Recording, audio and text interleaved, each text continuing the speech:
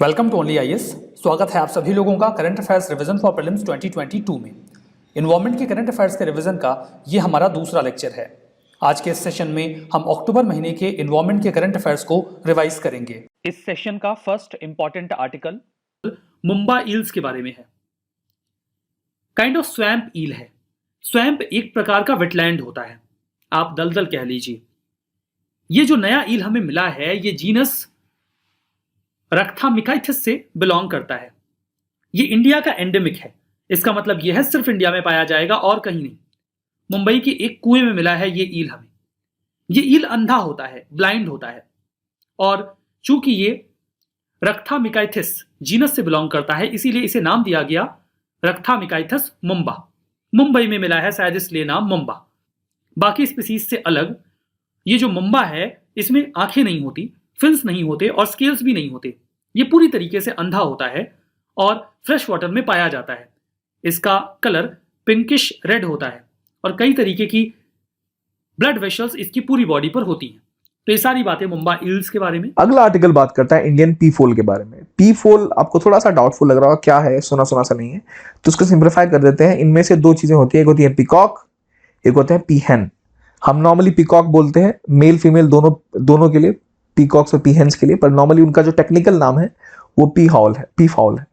तो पीहेन मतलब हो गया, पीकॉक मतलब हो गया मेल पीकॉक, और पीहेन मतलब फीमेल पीकॉक। नेशनल बर्ड इसे आप कहते हैं, आपने देखी जरूर होगी।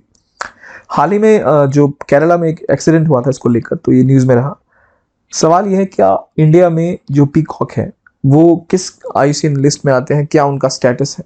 नेशनल बर्ड है हमें पता है, लेकिन दो तरह के प्रमुख होते हैं। वो एक जो आप इंडिया में देखते हैं विच इज ब्लू और Indian peacock, then there is a green और जावानीज पिकॉक जो कि म्यांमार या जावा में मिलता है। अब इन दोनों का स्टेटस मुझे बताइए क्या है, जो ये दोनों पी फाउल है। हम पी फाउल का यूज करेंगे, पी फाउल सही टर्म है, पीकॉक मतलब सिर्फ मेल होता है असल में।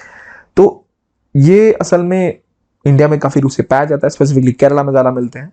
तो अगर हम इनका स्टेटस देखें तो जो इंडियन पिकॉक है विच is blue one, Indian P foul, वो लीस्ट कंसर्न स्टेटस में आता है, जबकि जो ग्रीन पीकॉक है वो एंडेंजर्ड में आता है। ग्रीन यानी जो जावियन पी फाउल या पीकॉक आप उसे कहते हैं वो एंडेंजर्ड है, और इंडिया वाला इज अ लीस्ट कंसर्न, और इनको प्रोटेक्शन मिला हुआ शेड्यूल 1 के अंतर्गत।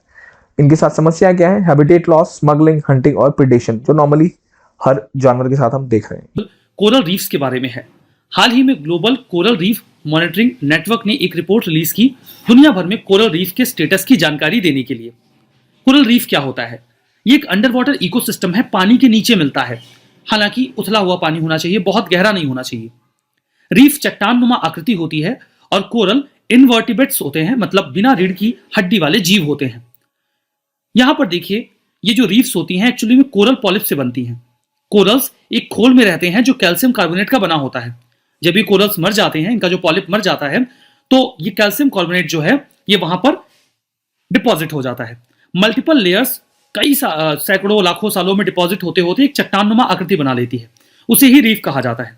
जो कोरल पॉलिप्स होते हैं ये इंडो सिम्बायोटिक रिलेशन में रहते हैं एल्गी के साथ, मतलब दोनों एक दूसरे की हेल्प करते हैं। एक काइंड ऑफ म्यूचुअलिज्म आपको देखने को मिलता है, जहां पर 90% कोरल को जो एनर्जी मिलती है वो एल्गी से मिलती है।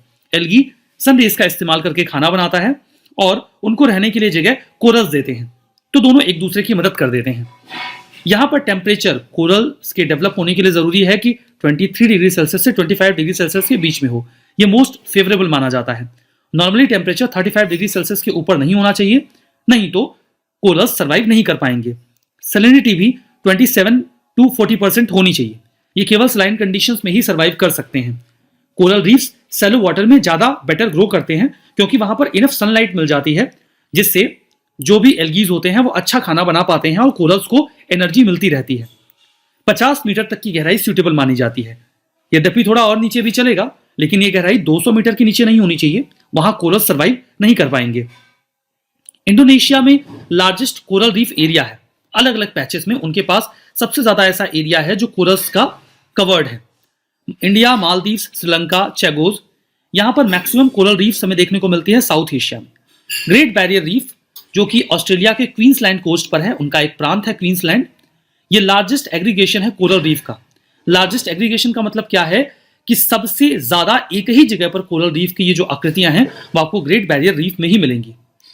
ज्यादातर दुनिया की कोरल रीफ्स आपको ट्रॉपिकल वाटर्स में मिलेंगे। इंडिया में 4 जगहों पर कोरल रीफ मिलते हैं: gulf of Mannar, Andaman and Nicobar island, Lakshadweep island और गल्फ ऑफ कच्छ। इस रिपोर्ट में क्या निकल के आया? हम देख रहे हैं कि ग्लोबल वार्मिंग होने की वजह से कोरल्स बहुत ही निगेटिवली अफेक्ट हो रहे हैं। ग्रीन हाउस गैस को कंट्रोल करके हम इन्हें थोड़ा बहुत बचा सकते हैं। ओशन टेम्परेचर के बढ़ने की वजह से 2009 से 18 के बीच में 14% कोरल्स खत्म हो चुके हैं। ओशन एसिडिफिकेशन, वार्मर सी टेम्परेचर और लोकल स्ट्रेसर्स का क्या मतलब है? ज्यादा फिशिंग करना, पोल्यूशन को बढ़ावा देना, अनसस्टेनेबल टूरिज्म को बढ़ावा देना और कोस्टल मैनेजमेंट अच्छे से ना करना, इनकी वजह से भी कोरल्स खत्म हो रहे हैं। इस संबंध में 2018 में एक प्रश्न आया था। ज्यादातर दुनिया के कोरल रीफ ट्रॉपिकल वाटर्स में मिलते हैं। 1/3 वर्ल्ड का जो कोरल रीफ है वो आपको ऑस्ट्रेलिया, इंडोनेशिया और फिलीपींस में मिल जाएगा। कोरल रीफ के पास ज्यादा नंबर ऑफ एनिमल फाइला होते हैं comparison to tropical rain forest. ये तीन के तीनों ही स्टेटमेंट सही हैं और डी आपका सही जवाब है। हमारा next article Corbett national park के बारे में है। अब भला ये नेशनल पार्क न्यूज में क्यों आ गया? Union minister of state for environment, forest and climate change, जिनका नाम है अश्वनी कुमार चौबे, उन्होंने एक प्रस्ताव रखा है। वो चाहते हैं कि कॉर्बेट नेशनल पार्क का नाम बदलकर रामगंगा नेशनल पार्क रख दिया जाए। तो इसमें क्या बुराई है? क्या रामगंगा नेशनल पार्क ये नाम पहली बार किसी के दिमाग में आया है? ऐसा बिल्कुल नहीं है। 1954 में जब देश आजाद हुआ तो इस नेशनल पार्क का पहली बार जो नाम था वो रामगंगा नेशनल पार्क ही रखा गया था। बाद में बदलकर इसका नाम कॉर्बेट नेशनल पार्क रखा गया था। अब वापस से उसी नाम को रखने की बात की जा रही है। लोकेशन आप देखना चाहें तो कॉर्बेट नेशनल पार्क आपको हिमालयन फुटहिल्स में उत्तराखंड में मिलेगा। इस नेशनल पार्क में आपको पाटली दून वैली भी मिल जाएगी जो कि रामगंगा रिवर से बनती है। रामगंगा नेशनल पार्क नाम भी इसीलिए दिया जा रहा है बिकॉज इस नेशनल पार्क से रामगंगा नदी बहती है जो कि गंगा की अर्लीस्ट ट्रिब्यूटरीज में काउंट की जाती है। पहले आप मैप में लोकेशन देखिए। देखिए ये है उत्तराखंड और यहां पर है, देखिए लिखा हुआ है, ये है कॉर्बेट नेशनल पार्क। यहां पर देखिए डिटेल तरीके से लिखा भी है, कॉर्बेट नेशनल पार्क की लोकेशन को स्पॉट किया गया है। तो मैप में आपने उत्तराखंड में इसकी लोकेशन देख ली। जैसे कि हम कह रहे हैं कि ये पाटली दून वैली जो है ये इस नेशनल पार्क के भीतर ही आती है। अब दून वैलीज क्या होती हैं? देखिए जो दून वैलीज होती हैं एक्चुअली में ये लंबी वैलीज होती हैं जो आपको शिवालिक हिल्स और लेसर हिमालयाज के बीच में मिलेंगी। ये दूसरे नंबर का जो आप पैच देख रहे हैं ये लेसर हिमालयाज का है और सबसे सदर्न साइड में हिमालयाज में आपको शिवालिक्स मिलते हैं। तो इनके बीच में जो एक ऐसा एरिया होता है, जैसे ये लेसर हिमालय हो गया और ये हो गया शिवालिक, तो यहां से जो नदियां बहती हैं ये कुछ ग्रेवल्स या ग्रेन्यूल्स लेकर आती हैं और इस वैली में डिपॉजिट कर देती हैं। तो एक प्लेन वाला एरिया क्रिएट हो जाता है, इसे ही दून कहते हैं। आपने देहरादून का नाम सुना होगा, देहरादून ऐसी ही एक दून वैली में सिचुएटेड है। बाकी और एग्जांपल्स हैं कोटली दून और पाटली दून जिसकी हम बात कर रहे थे। तो दून वैली भी आपने समझ ली। 1936 में ये जो कॉर्बेट नेशनल पार्क है ये ना केवल इंडिया का बल्कि एशिया का पहला नेशनल पार्क बना जिसे इंडिया में स्टैब्लिश किया गया। ऑब्वियसली तब इसका नाम कॉर्बेट नेशनल पार्क नहीं था, तब इसका नाम था हैले नेशनल पार्क। बाद में जब देश आजाद हुआ तो 1954 में इसका नाम बदल के रखा गया रामगंगा नेशनल पार्क, बिल्कुल वही रामगंगा नदी के नाम पर। लेकिन चूंकि जिम कॉर्बेट जी ने इस नेशनल पार्क को डेवलप करने में एक बहुत ही की कंट्रीब्यूशन दिया था, तो इनके कंट्रीब्यूशन को रिकॉल करते हुए 1956 में इसे वापस से कॉर्बेट नेशनल पार्क ही नाम दे दिया गया। अब एक बार फिर से इस नाम को बदलने की बात चल रही है। ये एक आइडियल टाइगर टेरिटरी भी है। Corbett national park project tiger के तहत जाने वाला पहला नेशनल पार्क बना। प्रोजेक्ट टाइगर 1973 में आया और उसके एक साल बाद 1974 में कॉर्बेट नेशनल पार्क को प्रोजेक्ट टाइगर के तहत शामिल कर लिया गया। यह कॉर्बेट टाइगर रिजर्व का भी हिस्सा है। यह सिंगल लार्जेस्ट टाइगर पॉपुलेशन अगर आप पूरे भारत में देखें तो आपको कॉर्बेट नेशनल पार्क में ही मिलेगी। जो नेशनल पार्क है इसके आसपास आपको सोन नदी वाइल्ड लाइफ सेंचुरी मिल जाएगी जो कि इन दोनों को मिलाकर एक क्रिटिकल टाइगर हैबिटेट बन जाता है। टाइगर्स की पॉपुलेशन यहाँ पर काफी ज्यादा है और स्टेबल है। कुछ और भी फौना आपको यहाँ पे मिलेंगे जैसे कि Indian leopard, barking deer, spotted deer, sambar deer, jungle cat और स्लोथ बेयर। कुछ और प्रोटेक्टेड एरियाज जो आपको उत्तराखंड में ही मिलते हैं। 2000 Nanda Devi national park, valley of flowers national park. ध्यान दीजिएगा कि नंदा देवी नेशनल पार्क और valley of flowers national park को एक साथ यूनेस्को की वर्ल्ड हेरिटेज साइट में रखा गया है। इसके अतिरिक्त Rajaji national park, Gangotri national park और गोविंद नेशनल पार्क भी आपको उत्तराखंड में ही मिलेंगे। हमारा नेक्स्ट आर्टिकल इंडिया के नए टाइगर रिजर्व के बारे में है। इस नए टाइगर रिजर्व को अप्रूव कर दिया गया है नेशनल टाइगर कंजर्वेशन अथॉरिटी के द्वारा। ये प्रस्ताव छत्तीसगढ़ ने दिया था। तो ये नया टाइगर रिजर्व कहां होगा? ऑब्वियसली छत्तीसगढ़ में होगा। छत्तीसगढ़ के दो प्रोटेक्टेड एरियाज को मिलाकर ये नया टाइगर रिजर्व बनाया जाएगा। एक तो होगा घासीदास नेशनल पार्क और दूसरा होगा Tamor Pingla wild life sanctuary. ये जो नया रिजर्व होगा ये छत्तीसगढ़ के नदन पार्ट में होगा, जो कि मध्य प्रदेश और झारखंड को बॉर्डर करता है। लोकेशन देखिए, ये है इंडिया का मैप और यहां पर है छत्तीसगढ़। तो ये जो एरिया आप देख रहे हैं, ये वाला एरिया, यहीं पर ये नया नेशनल पार्क बनेगा। मैं इसे कलर कर रहा हूं रेड से। यही एरिया नए नेशनल पार्क का होगा, जो कि इसके दो डिस्ट्रिक्ट को कवर करेगा, कोरिया डिस्ट्रिक्ट और सूरजपुर डिस्ट्रिक्ट। इनको कवर करके नेशनल पार्क बनाया जाएगा। इस टाइगर रिजर्व का अप्रूवल एनटीसीए ने दिया है सेक्शन 38(5) क्लॉज 1 का इस्तेमाल करते हुए, जो कि wild life protection act of 1972 के तहत बनाया जाएगा। जो स्टेट गवर्नमेंट्स होती हैं वो टाइगर कंजर्वेशन अथॉरिटी की अनुमति से या रिकमेंडेशन पे किसी एरिया को टाइगर रिजर्व नोटिफाई कर सकती हैं। दोनों प्रोटेक्टेड एरियाज की बात करते हैं। गुरु Ghasidas national park, Satnami reformist थे गुरु घासीदास। जब मध्य प्रदेश से छत्तीसगढ़ अलग हुआ, उसी दौरान कोरिया डिस्ट्रिक्ट जो छत्तीसगढ़ का है, वहीं पर इस नेशनल पार्क को बनाया गया, इन्हीं के नाम पर। यहां पर हमें मिक्स्ड डेसिडुअस फॉरेस्ट मिलते हैं, जैसे कि टीक, साल और बंबू। फौना में टाइगर, लेपर्ड, चीतल, नीलगाय, चिंकारा, जयकाल, सांभर, फोरहॉर्न, एंटीलोप, ये सब मिलते हैं। एक बात और ध्यान दीजिएगा, गुरु Ghasidas national park Asiatic cheetah का लास्ट हैबिटेट है हमारे यहाँ। मतलब last time Asiatic cheetah extinct करने के पहले इंडिया में यहीं पर था, यहीं से गायब हुआ वो। Tamor Pingla wild life sanctuary की बात करें तो छत्तीसगढ़ के सूरजपुर डिस्ट्रिक्ट में है। मैप में लोकेशन हमने देखी थी। तामोर हिल्स हैं और पिंगला नाला है, इसी के नाम पर इसे नाम दिया गया है। ये काफी पुराना और प्रोमिनेंट सेंचुरी वाला एरिया रहा था। फ्लोरा में हमें मिक्स्ड डेसिडुअस फॉरेस्ट मिलते हैं, साल बंबू के पेड़ मिल जाएंगे। और फौना में वही tiger, elephant, leopard, bear, sambar deer, blue bulls, chital और बिसन मिलेंगे। इस article high ambition coalition for nature and people के बारे में है। काफी इंपॉर्टेंट है। इंडिया ने अभी इसे ऑफिशियली ज्वाइन किया है। एक सेरेमनी हुई फ्रेंच और इंडियन गवर्नमेंट के बीच में, वहीं पर इंडिया ने इस कोलिशन को ऑफिशियली ज्वाइन किया। इंपॉर्टेंट है, जानते रहिए। ये एक इंटर गवर्नमेंटल ग्रुप है जहां पर कोशिश की जाती है कि नेचर और उससे एसोसिएटेड लोगों को हम बेहतर कंडीशन में लाने का प्रयास करें। पैरेलली जो भी लोकेशंस हैं वहां पर हमें स्पीसीज के लॉस को रोकना है, जो वाइटल इकोसिस्टम है उसे प्रोटेक्ट करना है, इकोनॉमिक सिक्योरिटी इंश्योर करनी है जो भी वहां पे लोग लोकली रिसाइड करते हैं उनके लिए। ये जो कोलेशन है इसे शुरू किया गया था जनवरी 2021 में। एक समिट हुई थी जिसे नाम दिया गया था वन प्लैनेट समिट। पेरिस में हुई थी ये समिट, वहीं पर इसे शुरू किया गया। इंडिया ने भी इसे ज्वाइन कर लिया है, तो ऐसे इनिशिएटिव्स काफी जरूरी हो जाते हैं। देखिए, इस कोलेशन के दो इंपॉर्टेंट कंपोनेंट हैं जिसमें लैंड एरिया और ओशन का एरिया दोनों को प्रोटेक्ट करने की बात की जाती है। तो फ्रांस और कोस्टा रिका दोनों इसे को चेयर कर रहे हैं और यूके ओशन को चेयर है, जो कि ओशन का जो भी प्रिजर्वेशन है उसको इंश्योर करेगा। कोस्टा रिका एक लैटिन अमेरिकन कंट्री है, फ्रांस यूरोपियन कंट्री है और यूके भी। यहाँ पर लोकेशन देखिए फर्स्ट ऑफ ऑल आप कोस्टा रिका की, ये है सेंट्रल अमेरिका और यहाँ पर आपको मिलेगा कोस्टा रिका। इसके साउथ में मिलेगा पनामा और नॉर्थ में मिलेगा निकारागुआ। इसके ऊपर है होंडुरास, देन एल सल्वाडोर, इसके बाद गुआटेमाला और यहाँ पर है बेलीज, ये मैक्सिको है। वेनेजुएला और कंबोडिया की लोकेशन भी आप यहीं पर देख सकते हैं, that's Ecuador, Peru, Bolivia, Chile, Argentina, Paraguay और ब्राजील। गुयाना, सूरीनाम और फ्रेंच गुयाना यहाँ पर है। तो कुछ लोकेशंस आपने मैप में देख ली हैं। ये देखिए यूरोप का मैप है, यहाँ पर फ्रांस है और ये है यूके। इनके लोकेशन से निश्चित तौर पर आप परिचित रहे होंगे।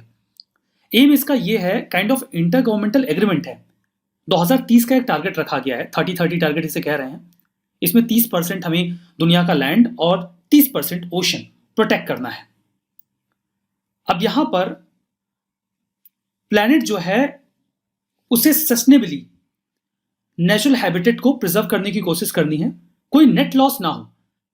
नेट लॉस ना होने का मतलब यह है कि जैसे पेड़ हैं, डेवलपमेंटल एक्टिविटीज के लिए अगर पेड़ कट रहे हैं तो कोई बात नहीं, हम कहीं और फॉरेस्टेशन करके उसे इंश्योर कर लेंगे, तो लॉस तो हुआ लेकिन नेट लॉस नहीं हुआ क्योंकि हमने कंपनसेट कर लिया। ये सर्कुलर इकोनॉमी के लिए बहुत जरूरी होता है। इसका बेनिफिट नेचर को, मतलब हम अपना नेचर से बेनिफिट तो ले लेते हैं लेकिन नेचर को नुकसान नहीं पहुंचाते।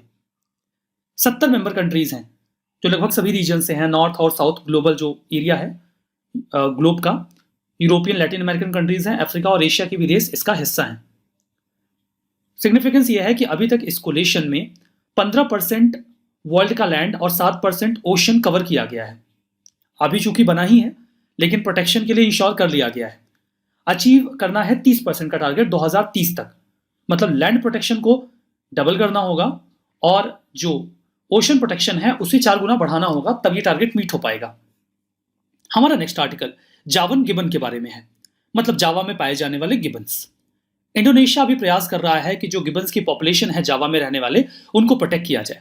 हाइलोबैट्स मोलोच इनको साइंटिफिकली पुकारा जा सकता है, आपके लिए काम का नहीं है। क्लाइमेट चेंज और ह्यूमन इंक्रोचमेंट की वजह से इनकी संख्या में गिरावट देखी जा रही है। ये सिल्वरी गिबन्स हैं, मतलब इनके बालों का रंग आपको सिल्वर कलर जैसा दिखेगा। ये जावा में पाए जाने वाले प्राइमेट है, मतलब बंदर की एक प्रजाति है। ये केवल ग्रुप्स में पाए जाते हैं, यूजुअली 2 के पेयर में चलते हैं। इंडोनेशिया का एक आइलैंड है जावा, वहां पर ये लगभग 2500 मीटर की ऊंचाई पर रहना पसंद करते हैं, अगर वो एरिया अनडिस्टर्ब्ड है तो। देखिए ये है इंडोनेशिया, इसके नॉर्थ का जो आइलैंड है that is known as Sumatra, और ये है जावा। तो जावा में ये पाए जाते हैं, ठीक है।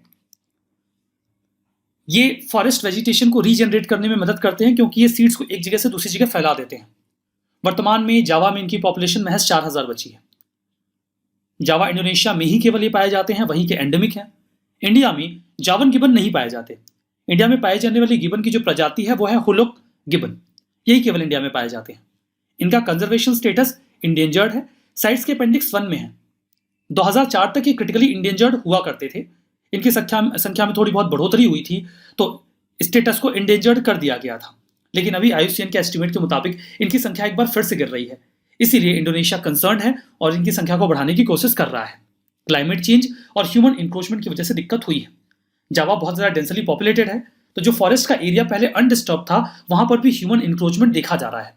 फर्दर जावन गिबन्स को मीट और पेट ट्रेड के लिए भी पकड़ा जाता है या हंट किया जाता है। हमारा next article national green tribunal के बारे में है। सुप्रीम कोर्ट ने अभी नेशनल ग्रीन ट्रिब्यूनल को एम्पावर किया कि वो किसी भी प्रोसीडिंग को सुओ मोटो स्टार्ट कर सकते हैं। सुओ मोटो का मतलब होता है खुद से ही स्टार्ट कर दीजिए, अगर लगता है कि ये मामला बहुत जरूरी है तो।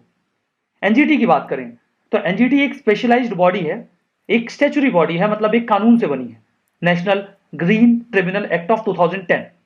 काम ये है कि ऐसे केसेस जो इन्वायरमेंटल प्रोटेक्शन और कंजर्वेशन से जुड़े हुए हैं उनको इफेक्टिवली और तेजी से हैंडल किया जाए, नेचुरल रिसोर्सेज को और इन्वायरमेंट को बचाया जाए। बैकग्राउंड क्या है? इसके पहले एक बॉडी हुआ करती थी नेशनल इन्वायरमेंटल अपीलेट अथॉरिटी, उसे रिप्लेस करके एनजीटी बनाया गया। आर्टिकल 21 में भी कहा गया है कि हेल्दी इन्वायरमेंट होना हर व्यक्ति का फंडामेंटल राइट है, तो उसे भी इंश्योर करता है एनजीटी। एनजीटी के स्ट्रक्चर की बात करें तो इसमें एक चेयरपर्सन होते हैं, इसके अलावा जुडिशियल मेंबर और एक्सपर्ट मेंबर होते हैं। चेयरपर्सन तो एक ही होगा, लेकिन जुडिशियल मेंबर और एक्सपर्ट मेंबर की संख्या मिनिमम 10 और मैक्सिमम 20 हो सकती है। एनजीटी के सदस्यों के जो कार्यकाल होते हैं वो 5 साल के होते हैं, और एक बार सदस्य बनने के बाद कोई व्यक्ति रीअपॉइंट नहीं हो सकता। सभी लोगों की हम बात कर रहे हैं, चेयरमैन की भी बात कर रहे हैं। अब एनजीटी के चेयरमैन और मेंबर्स अपॉइंट कैसे होते हैं? जो चेयरमैन होते हैं इन्हें तो सेंट्रल गवर्नमेंट अपॉइंट करती है। यद्यपि ऐसा करते वक्त वो चीफ जस्टिस ऑफ इंडिया के साथ कंसल्ट जरूर करते हैं, और बाकी मेंबर्स के जो कि जुडिशियल मेंबर और एक्सपर्ट मेंबर्स होते हैं उनके लिए एक सिलेक्शन कमेटी होती है, सेंट्रल गवर्नमेंट इसे फॉर्म करती है, वही इनका अपॉइंटमेंट करते हैं। इनकी पावर्स क्या होती हैं? ये ऐसे सभी सिविल केसेस इन्वेस्टिगेट कर सकते हैं जहां पर इन्वायरमेंट का क्वेश्चन इन्वॉल्व हो। अगर कोई लीगल लॉ है जिसे इन्फोर्स नहीं किया जा रहा, इन्वायरमेंट का लॉस हो रहा है, उस संबंध में भी ये कार्यवाही करेंगे। ट्रिब्यूनल अपने अवार्ड या डिसीजन देते वक्त कोड ऑफ सिविल प्रोसीजर 1908 को लेकर बाध्य नहीं है। फर्दर ये अपने decisions principles of natural justice के बेसिस पे देते हैं, मतलब क्या सही है और क्या गलत है। तो नेचुरल जस्टिस के प्रिंसिपल में ये किन बातों को ध्यान में रखते हैं ये भी जानना जरूरी है। जैसे कि अपना डिग्री, ऑर्डर या अवार्ड देते वक्त ये प्रिंसिपल ऑफ सस्टेनेबल डेवलपमेंट को संज्ञान में लेते हैं, मतलब डेवलपमेंट ऐसा हो जो नुकसानदेह ना हो। प्रिकॉशनरी प्रिंसिपल, मतलब ऐसी कोई एक्टिविटी ना हो उसे रोका जाए जिससे इन्वायरमेंट को लॉस हो सकता है। और पोल्यूटर्स पे प्रिंसिपल, जिसने पोल्यूशन फैलाया है वही उसको पे करेगा। इस संबंध में अगर कोई अपील की जानी है तो एनजीटी के खिलाफ में अपील सुप्रीम कोर्ट में की जा सकती है, वो भी अवार्ड की जानकारी पार्टी को मिलने के 90 डेज के भीतर। एनजीटी हेडक्वार्टर्ड है 5 जगहों पर, मतलब इसका सेंटर जो है प्रिंसिपल प्लेस तो न्यू दिल्ली है। इसके अलावा इनकी सिटिंग्स होती हैं चेन्नई, कोलकाता, पुणे और भोपाल में भी। इस संबंध में एक प्रश्न प्रीलिम्स 2018 में आया था। पूछा गया था कि NGT central pollution control board से कैसे अलग है। पहला स्टेटमेंट यह था कि एनजीटी एक एक्ट से बना है, जबकि सीपीसीबी गवर्नमेंट के एक एग्जीक्यूटिव ऑर्डर से। दूसरा यह था कि एनजीटी इन्वायरमेंटल जस्टिस के लिए लिटिगेशन के बर्डन को कम करता है, क्योंकि मामले ये हैंडल कर लेते हैं, जबकि सीपीसीबी क्लीनलीनेस को प्रमोट करता है स्ट्रीम्स और वेल्स में, और एयर क्वालिटी को भी इंश्योर करता है। तो दूसरा स्टेटमेंट तो सही है, पहला गलत है, क्योंकि दोनों ही बॉडी स्टैच्यूटरी हैं, दोनों ही लॉ से बनाई गई हैं। Central pollution control board water act of 1974 के तहत बनाया गया। हमारा नेक्स्ट आर्टिकल रेड सैंडर्स के बारे में है। हाल ही में जो स्पेशल इन्फोर्समेंट ब्यूरो है उसके कुछ पर्सनल्स ने most wanted red Sanders smuggling operatives को कैप्चर किया, उन्हें पकड़ा।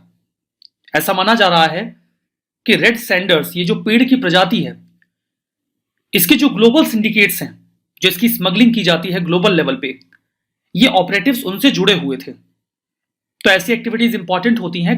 हमारे लिए इंपॉर्टेंट है रेड सैंडर्स। ये साउथ इंडिया का एंडेमिक है, मतलब केवल वहीं पर पाया जाता है। ये बहुत ही मजबूत और उन्नत किस्म की लकड़ी होती है, जिसका बीच का हिस्सा बिल्कुल लाल होता है और इसकी छाल भी लाल रंग की ही होती है। ये ट्रॉपिकल डेसिडुअस फॉरेस्ट में पाए जाएंगे। आंध्र प्रदेश के पालाकोंडा और शेषाचलम हिल्स में आपको ये पेड़ दिख जाएंगे। इसके अतिरिक्त ये आपको केरला, तमिलनाडु और कर्नाटका में भी मिलेंगे। 2016 में यूपीएससी ने रेड सैंडर्स पर प्रश्न भी पूछा था। ये यूजुअली रॉकी या डिग्रेडेड लैंड पर आपको मिलेंगे, या ऐसी कोई जमीन जो लगभग बंजर हो चली हो। इन्हें मतलब ये रेड सॉइल में आपको मिलते हैं। हॉट और ड्राई क्लाइमेट इनके लिए फेवरेबल होता है। आईयूसीएन की रेड लिस्ट में इन्हें नियर थ्रेटेंड डिक्लेयर किया गया है, साइट्स के अपेंडिक्स 2 में है। इनकी सिग्निफिकेंस क्या है? कई प्रकार की बीमारियों में इनका इस्तेमाल किया जाता है। एशिया, पार्टिकुलरली चाइना और जापान में इनकी बहुत ज्यादा डिमांड होती है। कॉस्मेटिक्स बनाने में, मेडिसिनल प्रोडक्ट्स में, वुडवर्क्स में, और कई बार इनका इस्तेमाल म्यूजिकल इंस्ट्रूमेंट्स को बनाने में भी किया जाता है। इसीलिए इनकी बहुत हाई लेवल पर स्मगलिंग भी की जाती है। नेक्स्ट आर्टिकल हाइड्रोपोनिक्स के बारे में है। देखिए, अक्टूबर महीने का जो पहला हफ्ता होता है उसे ग्रीन एक्शन वीक कहा जाता है। तो global campaign to promote sustainable consumption के तहत इस बार हाइड्रोपोनिक्स के ऊपर फोकस किया गया। अब ये भला है क्या हाइड्रोपोनिक्स? हाइड्रोपोनिक्स एक प्रकार का हॉर्टिकल्चर है। हॉर्टिकल्चर में हम कई प्रकार के ऑर्नामेंटल या मेडिसिनल प्लांट्स उगाते हैं। तो ये सबसेट है हाइड्रोकल्चर का। इसमें हम पानी का इस्तेमाल करके बिना मिट्टी के पौधे उगाते हैं। अब ये भला कैसे होगा? इसमें जो प्लांट की रूट्स होती हैं ये वाटर की ओर एक्सपोज्ड होती हैं और इसी से ये मिनरल्स अवेल करते हैं। सामान्यतया मिनरल्स अवेल करने के लिए, वाटर अवेल करने के लिए जो पौधे होते हैं वो मिट्टी का इस्तेमाल करते हैं, लेकिन यहां पर पानी का इस्तेमाल किया जाता है। इसीलिए इसे हाइड्रोपोनिक्स कहा जाता है। जब मिट्टी का इस्तेमाल किया जाता है तो ऐसे पौधों को क्या बोलते हैं, या ऐसी प्रैक्टिस को क्या बोलते हैं?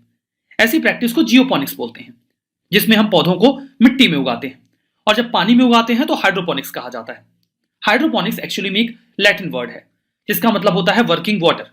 यहां पे प्लांट को बिना मिट्टी के उगाया जाता है, जिसमें न्यूट्रिएंट रिच सॉल्यूशन का हम इस्तेमाल करते हैं जो ऑक्सीजन और पानी दोनों की नीड्स को पूरा करता है। जैसे यहां पर एक न्यूट्रिएंट पंप है रिजर्वायर में से, यहां पर इन प्लांट्स को न्यूट्रिएंट और वाटर दोनों प्रोवाइड करवाया जा रहा है। अब इसके फायदे क्या होते हैं? देखिए, फायदे तो बहुत सारे हैं। मिट्टी का बिल्कुल इस्तेमाल इसमें नहीं होता। पौधों की ग्रोथ काफी तेज होती है, लगभग दोगुनी। पानी का इस्तेमाल भी काफी कम होता है, लगभग 80% लेस वाटर यूज होता है इसमें। वीड्स का खतरा नहीं होता क्योंकि मिट्टी नहीं होगी तो बाकी वीड्स आ नहीं पाएंगे। न्यूट्रिशंस जो भी आप देते हैं उसका बहुत ही इफिशिएंटली पौधे इस्तेमाल करते हैं और आपको पेस्टिसाइड्स का इस्तेमाल नहीं करना पड़ता, बिकॉज पौधे जो पेस्ट हैं उनसे कम ज्यादा मतलब काफी कम एक्सपोज होते हैं। लेकिन इसके कुछ डिसएडवांटेजेस भी हैं, लाइक ये प्रैक्टिस काफी महंगी है। पावर आउटेज का वल्नरेबिलिटी रहती है, मतलब आपको पावर की आवश्यकता पड़ेगी न्यूट्रिएंट और वाटर सप्लाई के लिए, वो गया तो दिक्कत होगी। वाटर बॉर्न डिसीज का खतरा होता है, आपको लगातार इन पौधों को मॉनिटर करना पड़ता है और अगर कोई भी प्रॉब्लम होगी तो वो काफी तेजी से मल्टीप्लाई होगी, तो उसे भी रिकवर करने के लिए तैयार रहना होता है। हमारा next article ecological threat report 2021 के बारे में है। हाल ही में institute of economics and peace ने इस रिपोर्ट को पब्लिश किया। पूरा टाइटल रहा ecological threat report 2021, understanding ecological threats, resilience and peace. इसे रिलीज किया वही institute of economics and peace ने, जो कुछ और भी इंडेक्स जारी करते हैं, जैसे कि ग्लोबल पीस इंडेक्स और ग्लोबल टेररिज्म इंडेक्स। ये दोनों इंडेक्स भी institute of economics and peace के द्वारा ही रिलीज किए जाते हैं। यहां पर देखिए 178 देशों के जो सब नेशनल एडमिनिस्ट्रेटिव यूनिट्स हैं उनसे डेटा गैदर किया जाता है। सब नेशनल एडमिनिस्ट्रेटिव यूनिट से हमारा मतलब स्टेट्स और लोकल बॉडीज से है। इनके आधार पे कई पैरामीटर्स संज्ञान में लिए जाते हैं। मेनली यहां पर 5 पैरामीटर्स संज्ञान में लिए जाते हैं, जैसे कि उन लोकेलिटीज में फूड रिस्क कैसा है, पानी की कमी तो नहीं, पॉपुलेशन ग्रोथ किस प्रकार से इंपैक्ट कर रही है, टेम्परेचर एनोमलीज और उससे एसोसिएटेड जो नेचुरल डिजास्टर्स हैं वो कैसे हैं। इन सभी पैरामीटर्स पर इकोलॉजिकल थ्रेट को मेजर किया जाता है। क्या निकल के आया? 178 देशों में जो ईटीआर इवेल्युएट किया गया उसमें 30 देश ऐसे रहे जहां पर हमें काफी लो लेवल का रेजिलियंस मिला। मतलब अगर वहां पर हम थ्रेट को इवेल्युएट करें तो वो मीडियम टू एक्सट्रीमली हाई मिला। अगर हम थ्रेट स्कोर की बात करें तो 13 ऐसे देश रहे जहां पर इकोलॉजिकल थ्रेट एक्सट्रीमली हाई है, बहुत ही ज्यादा है, और 34 ऐसे हैं जहां पर हाई इकोलॉजिकल थ्रेट है। जो 30 हॉटस्पॉट कंट्रीज हैं वो ऐसी कंट्रीज हैं जिनकी अभी हम बात कर रहे थे, जो इस प्रकार के थ्रेट को अडॉप्ट नहीं कर पाएंगे, मिटिगेट नहीं कर पाएंगे, और वहां आने वाले समय में मास डिस्प्लेसमेंट देखने को मिलेगा। इकोलॉजिकल थ्रेट की वजह से लोगों को अपनी जगहों को छोड़ना पड़ेगा। जो ज्यादातर वल्नरेबल कंट्रीज हैं वो हमें मिडिल ईस्ट, नॉर्थ अफ्रीका, सब सहारन अफ्रीका और साउथ एशिया में मिली है। हमारा next article clean, healthy and sustainable environment a universal right से रिलेटेड है। अभी हाल ही में United Nations human right council ने सर्वसम्मति से वोट किया है क्लीन, हेल्दी और सस्टेनेबल एनवायरमेंट को एक यूनिवर्सल राइट डिक्लेयर करते हुए। यह किया गया है स्विट्जरलैंड के जिनेवा में। मतलब अब क्लीन, हेल्दी और सस्टेनेबल एनवायरमेंट सार्वभौमिक अधिकार होगा, और इसके लिए जो ग्लोबल इनिशिएटिव्स हैं वो लिए जाएंगे। देखिए 70 सालों के बाद जब 1948 में universal declaration of human right sign किया गया, अडॉप्ट किया गया, इस राइट को औपचारिक रूप से रिकॉग्नाइज किया गया। यहां पर इस बात पर भी काफी जोर दिया गया इस रेजोल्यूशन में कि जो एनवायरमेंटल ह्यूमन राइट डिफेंडर्स हैं, हम उनकी लाइफ, लिबर्टी और सिक्योरिटी को इंश्योर करें। ये एनवायरमेंटल ह्यूमन राइट डिफेंडर्स कौन होते हैं? ये वो लोग होते हैं जो दुनिया भर में अलग अलग जगहों पर एनवायरमेंटल मैटर्स को डिफेंड करने के लिए वर्क कर रहे हैं। अक्सर इनको अटैक किया जाता है, फिजिकल अटैक होता है, कई बार वहां की सरकारें इन्हें डिटेन कर लेती हैं, इन्हें अरेस्ट कर लिया जाता है, इन डिफेंडर्स के खिलाफ लीगल एक्शन लिए जाते हैं, और इनको डिमोटिवेट करने के लिए या सप्रेस करने के लिए कैंपेन्स भी चलाए जाते हैं। तो कुछ एक्टिविस्ट होते हैं जो दुनिया भर में ह्यूमन राइट को डिफेंड कर रहे होते हैं, तो उन्हें परसिक्यूशन फेस करना पड़ता है, तो उन्हें भी प्रोटेक्ट करने की बात की गई। हालांकि इन ह्यूमन राइट डिफेंडर्स का एक फ्लिप साइड भी है, उस पर भी अभी मैं बात करूंगा। देखिए जब ये रेजोल्यूशन अडॉप्ट किया गया तो 43 वोट फेवर में पड़े, अगेंस्ट में कोई भी वोट नहीं पड़ा, लेकिन 4 देशों ने इसमें हिस्सा नहीं लिया। मतलब उन्होंने ना तो फेवर में और ना ही अगेंस्ट में वोट किया। उसमें है चाइना, इंडिया, जापान और रशिया। इन्होंने एब्सटेन किया कि हम वोट नहीं करेंगे। What about USA? यूएसए में जब ट्रंप थे 2018 में, तो उन्होंने तो खुद को ह्यूमन राइट काउंसिल के बाहर कर लिया था। तो जब यूएस ह्यूमन राइट काउंसिल का हिस्सा ही नहीं है तो वो वोट क्यों करेगा? हालांकि बिडेन ने कह दिया था कि हम इस पर साइन, मतलब हम इसको अडॉप्ट नहीं करेंगे, हम इसको एक्सेप्ट नहीं करेंगे, हम इसके फेवर में वोट नहीं करेंगे। अभी काफी सरप्राइजिंग है, हम सभी लोग जानते हैं कि क्लीन और हेल्दी इन्वायरमेंट आर्टिकल 20 के तहत दर्जनों इन्वायरमेंट जो सुप्रीम कोर्ट के इंटरप्रिटेशन है उसके अकॉर्डिंग फंडामेंटल राइट डिक्लेयर किया गया है। मतलब हमारे देश में क्लीन और हेल्दी इन्वायरमेंट एक फंडामेंटल राइट है अंडर आर्टिकल 21। लेकिन ग्लोबल लेवल पे जब एक ऐसा प्रस्ताव आता है तो हम एब्सटेन करते हैं, वोट नहीं करते। आखिर हमें भला इससे क्या दिक्कत हो सकती है? वही मैं कह रहा था कि जो ह्यूमन राइट डिफेंडर्स हैं इसका एक फ्लिप साइड भी है।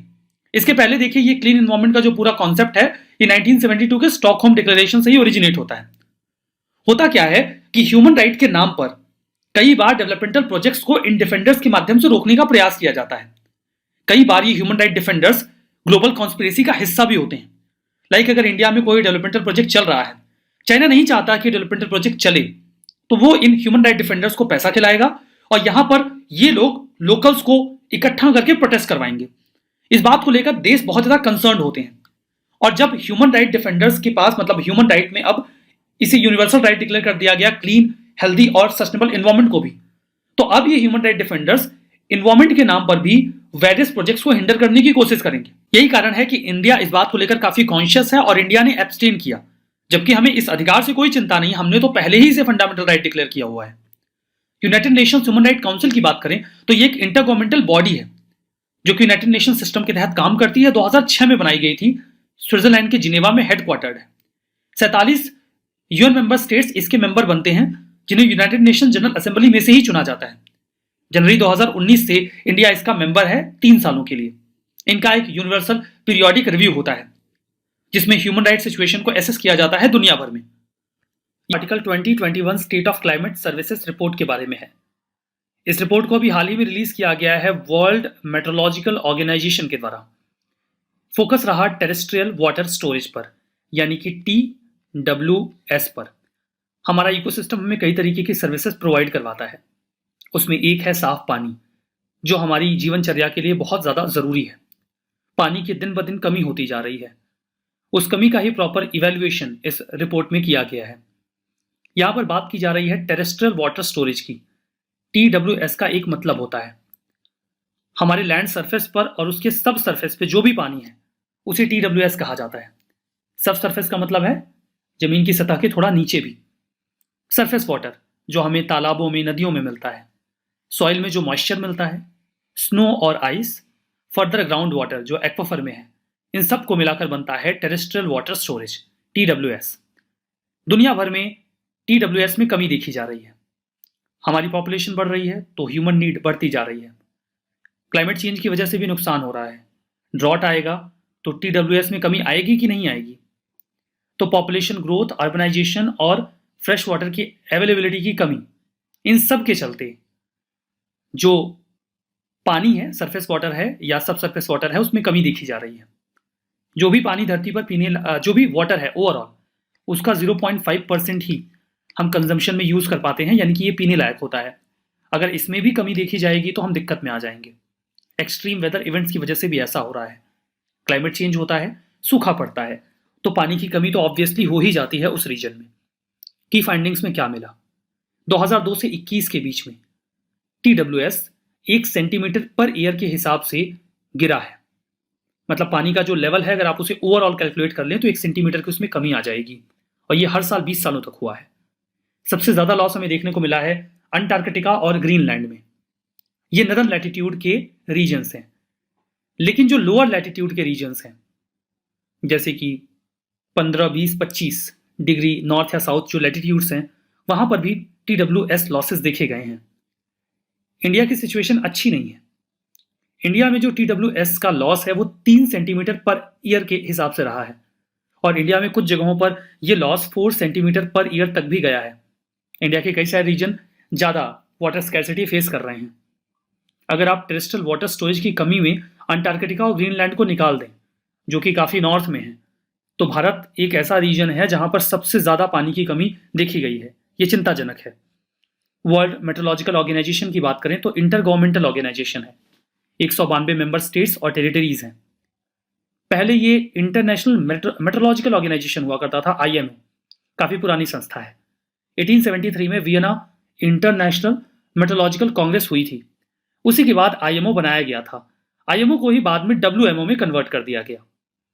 WMO कन्वेंशन को 23 मार्च 1950 को रेटिफाई किया गया, जिसके बाद WMO यूनाइटेड नेशंस की स्पेशलाइज्ड एजेंसी बन गई, जो यूनाइटेड नेशंस की ओर से वेदर और क्लाइमेट का पूरा कामकाज देखेगी।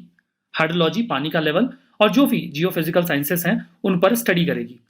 यह हेडक्वार्टर्ड है स्विट्जरलैंड के जिनेवा में। आर्टिकल सिकाडा की एक नई प्रजाति के बारे में है। हाल ही में सिकाडा की एक नई प्रजाति को नागा हिल्स में, नागालैंड में खोजा गया है। और थोड़ा स्पेसिफाई करूं तो कोहिमा डिस्ट्रिक्ट जो नागालैंड का है वहां पर इसे नाम भी दिया गया है प्लैथियोमिया कोहिमेंसिस। कोहिमा जो वर्ड है उसी से कोहिमेंसिस बना हुआ है, तो प्लैथियोमिया कोहिमेंसिस इसे नाम दिया गया। सिकाडा होते क्या है? देखिए, सिकाडा एक प्रजाति है जो बहुत ही लाउड, कॉम्प्लेक्स और स्पीसीज स्पेसिफिक सिग्नल्स के लिए या सॉन्ग्स के लिए जानी जाती है। ये हवा में उड़ते रहते हैं, कुछ ऐसा रिजेंबल करते हैं, ऐसे दिखते हैं और गाना गाते रहते हैं। मेल्स यूजुअली ये साउंड निकालते हैं फीमेल्स को अट्रैक्ट करने के लिए। ज्यादातर सिकाडास जो हैं वो कैनोपी ड्वेलर्स होते हैं, नेचुरल फॉरेस्ट में पाए जाते हैं जहां बहुत बड़े बड़े पेड़ हों। ये एक हेल्दी फॉरेस्ट इकोसिस्टम के इंडिकेटर भी होते हैं, मतलब अगर ये हैं तो जंगल में सब ठीक ठाक चल रहा है। अनडिस्टर्ब्ड बंबू ग्रूव्स, जहां पर बांस के बहुत सारे पौधे हों, वहां पर ये पाए जा सकते हैं, लेकिन अगर वहां पर ह्यूमन डिस्टर्बेंस ना हो तब ही। कई वजहों से इन्हें नुकसान हो रहा है, जैसे कि फॉरेस्ट क्लियर किए जा रहे हैं, जंगलों में आग लग जाती है, जंगलों को साफ करके एग्रीकल्चर लैंड बनाया जा रहा है, और जो ह्यूमन इंटरवेंशन है नेचुरल हैबिटेट में, उसकी वजह से सिकाडास की जो प्रजातियां हैं वो कम हो रही हैं। वर्तमान में जो प्रजाति खोजी गई है वो बाकी सिकाडा की प्रजाति से थोड़ी सी अलग है, जैसे कि ये शाम के समय में कुछ ही घंटों आवाज करते हैं, जबकि ज्यादातर सिकाडास इतने कॉन्शियस नहीं होते, उन्हें तो दिन में जब भी मर्जी आती है गाना गाने लग जाते हैं।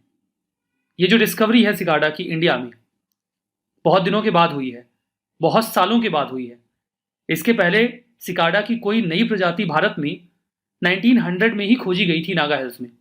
उसके बाद से कोई नई प्रजाति मिली नहीं थी, अभी जाके मिली है लगभग 100 सालों के बाद। हमारा next article central zoo authority के बारे में है।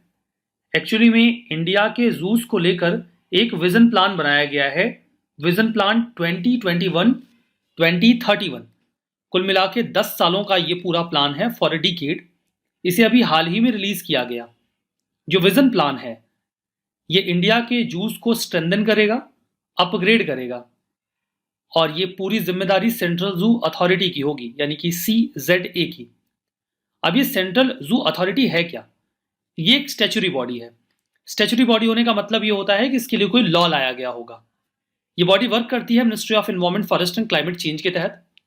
अब स्टैच्यूरी बॉडी है तो किस लॉ के तहत बनाई गई? 1992 में इसे बनाया गया था, जिसके लिए इस्तेमाल किया गया था wild life protection act of 1972 का। तो ये कानून है जिसके अंडर में इसे 1992 में बनाया गया। इसे जो एनवायरमेंट मिनिस्टर होते हैं वही चेयर करते हैं। 10 मेंबर्स और 1 मेंबर सेक्रेटरी इसका हिस्सा होते हैं। ऑब्जेक्टिव तो आपको समझ में आ ही रहा होगा, काइंड ऑफ नेशनल एफर्ट है कि इंडिया की जो रिच बायोडाइवर्सिटी है हम उसे कंजर्व करें। और जो भी यहां पर देखिए फौना पे यानी कि जानवरों पे ज्यादा फोकस होता है। नेशनल जू पॉलिसी 1998 को अकॉर्डेंस में लेकर काम किया जाता है। कई सारे इंपॉर्टेंट फंक्शन से परफॉर्म करते हैं, जैसे कि अगर कोई जू बना दिया गया है तो वहां पर जिन भी जानवरों को रखा जा रहा है उनकी अच्छे से देख रेख हो, उन्हें अच्छा खाना मिले और वो एक नेचुरल इन्वायरमेंट में रह सकें। इसकी जिम्मेदारी सेंट्रल जू अथॉरिटी की होती है। तो वो मिनिमम स्टैंडर्ड्स और नॉर्म्स जो जानवरों के रख रखाव के लिए जरूरी हैं, उनके हेल्थ केयर के लिए जरूरी हैं, उन्हें इन्फोर्स करने की जिम्मेदारी CZA की है। फर्दर अगर कोई भी जू ऑपरेट करना है तो CZA से उसका रिकॉग्निशन लेना जरूरी होता है। और अगर कोई जू अथॉरिटी मिनिमम स्टैंडर्ड्स को फॉलो नहीं कर रहे हैं, वहां पर जानवरों का जीवों का रख रखाव ठीक नहीं है, तो ऐसे जू को डी रिकॉग्नाइज भी किया जा सकता है सेंट्रल जू अथॉरिटी के द्वारा। हमारा नेक्स्ट आर्टिकल ढोल के बारे में है। हाल की एक स्टडी में यह पाया गया, या कुछ एरियाज आइडेंटिफाई किए गए हैं, 114 प्रायोरिटी तालुका या तहसील आइडेंटिफाई किए गए हैं, जहां पर हम ढोल की पॉपुलेशन को और बेहतर तरीके से कंसोलिडेट करने की कोशिश करेंगे।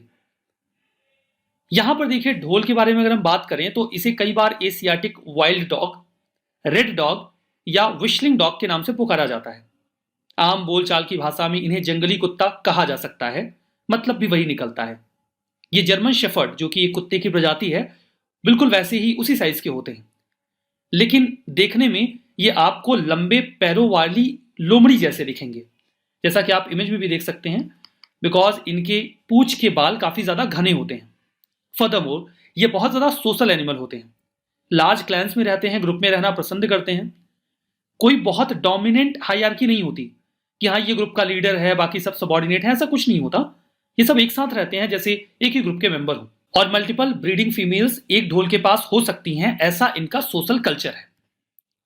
ये सेंट्रल, साउथ ईस्ट एशिया और साउथ ईस्ट एशिया में आपको मिलेंगे।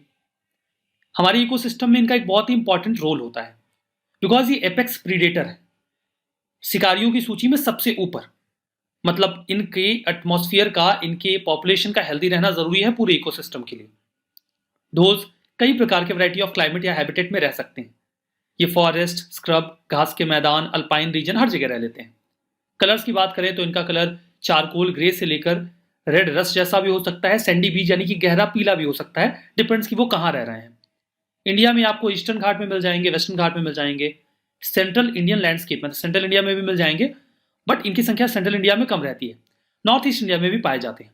कंजर्वेशन स्टेटस की बात करें तो 1972 के वाइल्ड लाइफ प्रोटेक्शन एक्ट के शेड्यूल 2 में है, इंडेंजर्ड है IUCN की रेड लिस्ट में, और साइट्स के अपेंडिक्स 2 में है, जो कि जीवों के इंटरनेशनल ट्रेड को रोकने की कोशिश करता है।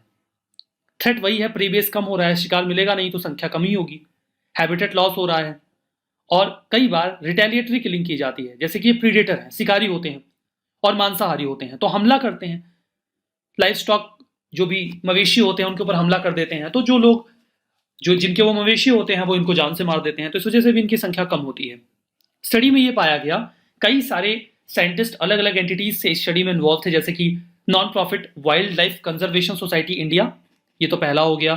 दूसरा national centre for biological sciences, तीसरा हो गया university of Florida United States, non profit conservation initiatives, और centre for wild life studies Bengaluru. तो कई सारी एंटिटीज ने मिलकर स्टडी किया इनके ऊपर। ये पाया गया कि वेस्टर्न और ईस्टर्न घाट में इनकी प्रजाति की जो संख्या है हम उसे बेहतर कर सकते हैं, सेंट्रल इंडिया में वो काफी कम है कनेक्टिविटी की कमी की वजह से। ठीक है, हमारा next article plastic waste recycling target के बारे में है।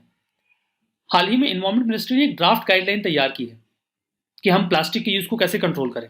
ये ड्राफ्ट गाइडलाइन है, 6 दिसंबर को उम्मीद है कि इसे इन्फोर्स कर दिया जाएगा। अभी ये पब्लिक फीडबैक के लिए सामने रखा गया है। इसमें एक नया प्रावधान लाने की बात की जा रही है, that is extended producer responsibility certificate का। एक्सटेंडेड प्रोड्यूसर रिस्पॉन्सिबिलिटी सर्टिफिकेट, जिसे शॉर्ट में EPR सर्टिफिकेट कहा जाता है, ये वर्तमान में इलेक्ट्रॉनिक आइटम के लिए एप्लीकेबल है। इलेक्ट्रॉनिक्स के संबंध में मैं आपको बता देता हूं तो आपको यहां पे भी समझ में आ जाएगा।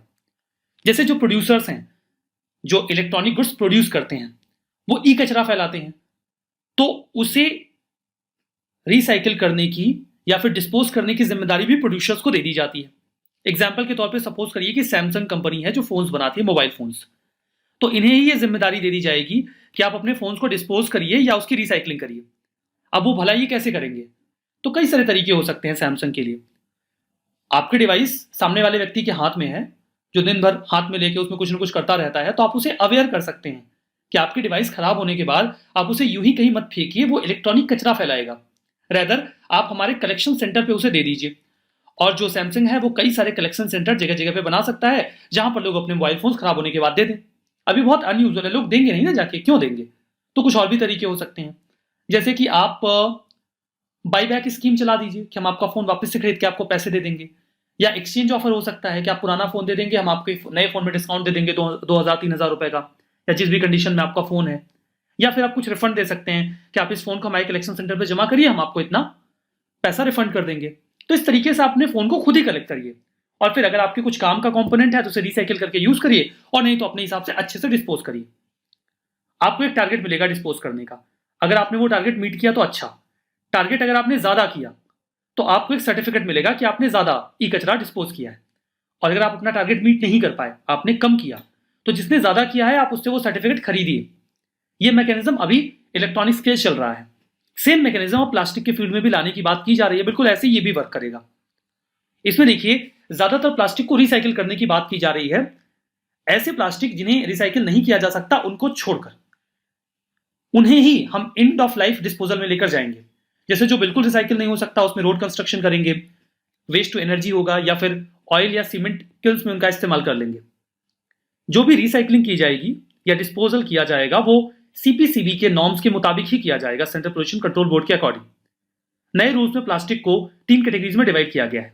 कैटेगरी 1 रिजिड प्लास्टिक, जो मोटा होता है, जिससे ड्रम्स, बाल्टी या फिर और भी जो प्लास्टिक की मोटी शीट्स बनती हैं वो सब बनाए जाते हैं। दूसरी कैटेगरी होगी जिसमें फ्लेक्सिबल प्लास्टिक पैकेजिंग आएगा। इसमें सभी प्रकार के single layer, multi layer plastic आ जाएंगे, जिसमें plastic sheets, carry bags, pouches सब आ जाएंगे। और थर्ड कैटेगरी में आएगा मल्टी लेयर प्लास्टिक पैकेजिंग, जिसमें प्लास्टिक की एक लेयर के साथ साथ किसी दूसरे मटेरियल की लेयर को भी लगा दिया जाता है। तो 3 कैटेगरीज में डिवाइड करेंगे और तीनों का अलग अलग टारगेट दिया जाएगा। जो भी इसको प्रोड्यूस करेंगे उन्हें सर्टिफिकेट के लिए एक सेंट्रलाइज्ड वेबसाइट होगी जहां पर जाकर आप बता सकते हैं। यहां पर पहला मामला ये होगा कि आप प्रोडक्शन करते कितना है। सपोज करिए कि आप 100 यूनिट का प्रोडक्शन करते हैं अपनी कंपनी में प्लास्टिक का, अब ये सरकार के संज्ञान में चला गया कि आप 100 यूनिट का प्रोडक्शन करते हैं, इसके बाद आपको टारगेट मिलेगा। ये टारगेट अभी ये है 2021-22 के लिए 35%। मतलब आप जो भी प्रोडक्शन करेंगे उसका 35% आपको रिसाइकिल करना होगा इकट्ठा करके। 2022 से इसमें बढ़ के 70% होगा और 24 तक 100% हो जाएगा। अब यहाँ पे कैटेगराइजेशन 1, 2, 3 में भी किया गया है। जैसे 2024 तक जो प्रोड्यूसर्स हैं उन्हें कैटेगरी 1 का अपना 50% प्लास्टिक रिसाइकिल करना होगा। कैटेगरी 2 और 3 के प्लास्टिक 30% रिसाइकिल होने चाहिए। बाद में इसे बढ़ा दिया जाएगा प्रोग्रेसिवली। 2026-27 तक कैटेगरी ए का 80% प्लास्टिक रिसाइकिल होना चाहिए और कैटेगरी 2 एंड 3 का 60%। अगर कोई भी एंटिटी अपने ऑब्लिगेशन फुलफिल नहीं कर पाती तो उसे उन लोगों से सर्टिफिकेट खरीदने होंगे जिन्होंने अपनी ऑब्लिगेशन लिमिट से ज्यादा पूरे किए हैं। अब ये सर्टिफिकेट कैसे बेचे या खरीदे जाएंगे इसका मैकेनिज्म सीपीसीबी डिसाइड करेगी, सेंटर पोल्यूशन कंट्रोल बोर्ड। अगर कोई दोनों ना करे, मतलब ना तो अपने ऑब्लिगेशन पूरा करे और ना ही सर्टिफिकेट खरीदे, तब तो भाई गलत काम है। उसके बाद तो फिर सजा मिलेगी। अब सजा का मतलब ये तो है नहीं कि कोड़े मारेंगे, फाइन लगेगा। लेकिन फाइन थोड़ा अलग होगा, इन्वायरमेंटल कंपनसेशन के फॉर्म में होगा। क्या होगा अभी डिसाइड होना बाकी है। डिसाइड हो जाएगा कि फिर किस प्रकार से और कितना फाइन किस लेवल पे लगाया जाएगा, ये स्पेसिफाई हो जाएगा। हमारा नेक्स्ट आर्टिकल एक प्रकार की मछली के बारे में है। इसका नाम है होप्लोसिबेस्टस आर्मेटिस। ये फ्लावर स्कॉर्पियन फिश है। फूल के जैसा कलर होता है, यूनिक होती है, बहुत कम जानी जाने वाली फिश की प्रजाति है। अभी तक मान्यता ये थी कि ये केवल पैसिफिक ओशन में मिलती है, इंडियन ओशन में नहीं मिलती, ऐसा मान रहे थे। बट अभी कुछ समय पहले न्यूज में आया कि इंडियन ओशन में डिटेक्ट किया गया, तो न्यूज में आ गया। पैसिफिक ओशन में से 1929 में डिटेक्ट किया गया था। इंडियन ओशन में ये कभी मिली नहीं, लेकिन 2019 में इसे वेस्ट बंगाल के जो कोस्टल रीजन है वहां पर डिटेक्ट किया गया और 2021 में उड़ीसा में। तो ये क्लियर हुआ कि ये इंडियन ओशन में भी मिल जाएगी। इंडियन ओशन में जो प्रजाति पाई गई है उसका सिर उसके शरीर की तुलना में थोड़ा ज्यादा बड़ा है। Article Kunming declaration on biodiversity conservation के बारे में है। कुनमिंग एक जगह है चाइना के यूनान प्रोविंस में। वहां पर 100 से ज्यादा देशों ने इस डिक्लेरेशन को साइन किया। ये यूएनसीबीडी की यानी कि United Nations convention on biological diversity की 15वीं वर्चुअल मीटिंग थी। ये मीटिंग थी कॉप की, कॉन्फ्रेंस ऑफ पार्टीज की। कॉन्फ्रेंस ऑफ पार्टीज यूएनसीबीडी की एक डिसीजन मेकिंग बॉडी है जहां पर सभी देश अपनी रिप्रेजेंटेटिव भेजते हैं। ये मीटिंग वर्चुअली हुई है कोविड-19 की वजह से। वैसे भी चाइना में जाना थोड़ा खतरनाक होगा। वर्चुअल मीटिंग में डिक्लेरेशन को अडॉप्ट किया गया। COP15 के बारे में बात करें तो इस बार थीम रही ecological civilisation, building a shared future for all life on earth. COP15 इन्हें यह काम दिया गया कि एक स्ट्रेटेजिक प्लान फॉर बायोडाइवर्सिटी तैयार किया गया था 2011 से 20 के लिए। तो देखें कि इस स्ट्रेटेजिक प्लान को कितना इंप्लीमेंट किया गया और इस पर कितना काम हो सका है। यह काम था COP15 में जो डिस्कस होना था। कुनमिंग डिक्लेरेशन की क्या इंपॉर्टेंट बातें रही। पहला मुद्दा तो यह रहा कि बायोडाइवर्सिटी प्रोटेक्शन, ये जो एक बहुत बड़ी बात है कि हम बायोडाइवर्सिटी को बचाएंगे, हर देश अपनी डिसीजन मेकिंग में इसे एक महत्वपूर्ण जगह दे, मेन स्ट्रीम करे और कंजर्वेशन कितना जरूरी है ह्यूमन हेल्थ को प्रोटेक्ट करने के लिए इसे भी रिकॉग्नाइज करे। दूसरी बात यह रही कि जब पेंडेमिक की सिचुएशन आई और कई सारे देशों ने लॉकडाउन लगाया तो हमने देखा कि इन्वायरमेंट थोड़ा साफ हुआ, थोड़ा सही हुआ, हमारी बायोडाइवर्सिटी को भी इससे फायदा हुआ। अब हम पेंडेमिक से रिकवरी कर रहे हैं तो हम कोशिश करेंगे कि जो इकोनॉमिक लॉस हुआ है उसे हम ज्यादा काम करके रिकवर करें और उस रिकवरी में संभावना है कि हम ज्यादा एमिशन करेंगे। तो हम ऐसी हड़बड़ी ना करें। हम जब भी पोस्ट पेंडेमिक रिकवरी के प्लान्स बनाएं तो इस बात का ध्यान रखें कि हमें अपनी बायोडाइवर्सिटी को भी बचाना है, जो भी रिसोर्सेस है उनका सस्टेनेबल यूज करना है और इंक्लूसिव डेवलपमेंट की ओर आगे बढ़ना है। ऐसा डेवलपमेंट नहीं कि सब कुछ हमने आज ही खत्म कर दिया। डिक्लेरेशन ये एक्सपेक्ट करता है, उम्मीद करता है सिग्नेटरी नेशन से कि उनके जो भी बायोडाइवर्सिटी प्लान्स हैं वो यूएनडीकेड प्रोग्राम में जो भी बातें की गई हैं जैसे कि सस्टेनेबल डेवलपमेंट या इकोसिस्टम रिस्टोरेशन, हम उसे संज्ञान में लेकर ही अपने प्लान बनाएंगे। इसमें 30/30 टारगेट की भी बात की गई। COP15 में ये एक इंपॉर्टेंट मुद्दा रहा जिस पर बातचीत हुई। इसमें यह बात की गई कि हम धरती के 30% लैंड और ओशन को प्रोटेक्टेड स्टेटस दे दें 2030 तक और उन्हें प्रोटेक्ट करने की बात करें, जो भी एरिया वल्नरेबल है उसकी बात चल रही है। तो अच्छी बात है, इस पर बात हो रही है, दैट्स बेटर। चाइना ने प्लेज किया है कि वो एक फंड बनाएगा जिसे नाम दिया जाएगा कुनमिंग बायोडाइवर्सिटी फंड, और वो खुद इसमें 233 मिलियन यूएस डॉलर इंजेक्ट करेगा। इसका इस्तेमाल हम डेवलपिंग कंट्रीज में बायोडाइवर्सिटी को प्रोटेक्ट करने के लिए करेंगे। ये काफी अच्छी बात है कि चाइना ऐसा इनिशिएटिव ले रहा है, हालांकि कुछ कंट्रीज को इसमें रिजर्वेशन है। हमारा next article COP26 climate conference के बारे में है। यूके होस्ट करने वाला है 31 अक्टूबर से 12 नवंबर के बीच। स्कॉटिश इवेंट कैंपस जो ग्लासगो में है वहीं पर ये होगा। कॉप कॉन्फ्रेंस ऑफ पार्टीज, ये यूएनएफसीसीसी का पार्ट है, United Nations climate change framework convention. 1994 में इसे फॉर्म किया गया। जो सभी पार्टीज हैं इस कन्वेंशन की वो यहाँ पर मिल बैठती हैं और फिर डिस्कशंस किए जाते हैं। यूएनएफसीसीसी का मेन ऑब्जेक्टिव ये था कि हम ग्रीन हाउस गैस के कॉन्सेंट्रेशन को स्टेबलाइज करें।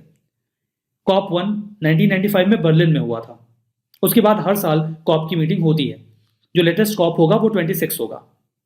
यहाँ पर सबसे पहले तो हम कुछ मेजर्स फॉर्मुलेट करते हैं क्लाइमेट चेंज को कैसे काउंटर करना है। आपस में कोऑपरेट करते हैं ताकि जो भी इम्पैक्ट क्लाइमेट चेंज के हो रहे हैं हम उनको अडॉप्ट कर सकें। हम एजुकेशन, ट्रेनिंग और पब्लिक अवेयरनेस पर भी फोकस करते हैं क्लाइमेट चेंज को लेकर। COP26 में कई सारे मुद्दों पर बात होनी है। 4 इंपॉर्टेंट गोल्स हैं। हमें मिड सेंचुरी में नेट जीरो ग्लोबल जो ऑब्जेक्टिव है उसे अटेन करना है। लाइक CO2 का एमिशन अगर हम कर रहे हैं तो उसे सिक्वेस्ट्रेट करने का भी प्रयास करें। और हमें जो ग्लोबल क्लाइमेट टेम्परेचर है, जो टेम्परेचर है 1.5 डिग्री के नीचे रखना है। हमें नेचुरल हैबिटेट और कम्युनिटीज को प्रोटेक्ट करना है। हमें फाइनेंस मोबिलाइज करना है। डेवलप्ड कंट्रीज ने वादा किया था कि 2020 के बाद वो हर साल $100 बिलियन मोबिलाइज करेंगे, जिसका इस्तेमाल हम क्लाइमेट चेंज को मिटिगेट करने के लिए करेंगे। हमें एक पेरिस रूल बुक भी बनानी है। जो पेरिस क्लाइमेट चेंज जो एग्रीमेंट हुआ था उसमें जो भी बातें की गई थी उन्हें कैसे फॉलो किया जाए उसके लिए एक प्रॉपर रूल बुक होनी चाहिए। तो यहाँ पर भी बात की जाएगी। इंडिया ने अपना NDC national determined contribution decide किए हैं। अब समय आ गया है कि इंडिया उसे रिवाइज करे और बढ़िया टारगेट्स ले और उस पर काम करे। हमें कोल सेक्टर से ट्रांजिट करना होगा, मतलब उसको छोड़कर दूसरे सेक्टर में जाना होगा रिन्यूएबल एनर्जी के। हमें सेक्टर वाइज प्लान बनाने होंगे। हमें धीमे धीमे करके इलेक्ट्रिसिटी ट्रांसपोर्ट सेक्टर को डीकार्बनाइज करना होगा। कुछ कॉप्स जो इंपॉर्टेंट हैं। COP1 1995 में हुआ जर्मनी के बर्लिन में। ये इंपॉर्टेंट था बिकॉज ये पहला था। COP3 1997 में हुआ जापान के क्योटो में। इंपॉर्टेंट था क्योंकि क्योटो प्रोटोकॉल यहीं पर अडॉप्ट किया गया। COP8 2002 में हुआ इंडिया में, क्योंकि पहली बार कॉप की किसी मीटिंग को इंडिया ने होस्ट किया। COP21 2015 में हुआ, ये फ्रांस के पेरिस में हुआ। यहाँ पर पेरिस एग्रीमेंट या पेरिस क्लाइमेट अकॉर्ड साइन हुआ, इसलिए ये काफी इंपॉर्टेंट रहा। तो कौन सा कॉप इंपॉर्टेंट है ये भी आप यहाँ जानते रहिए।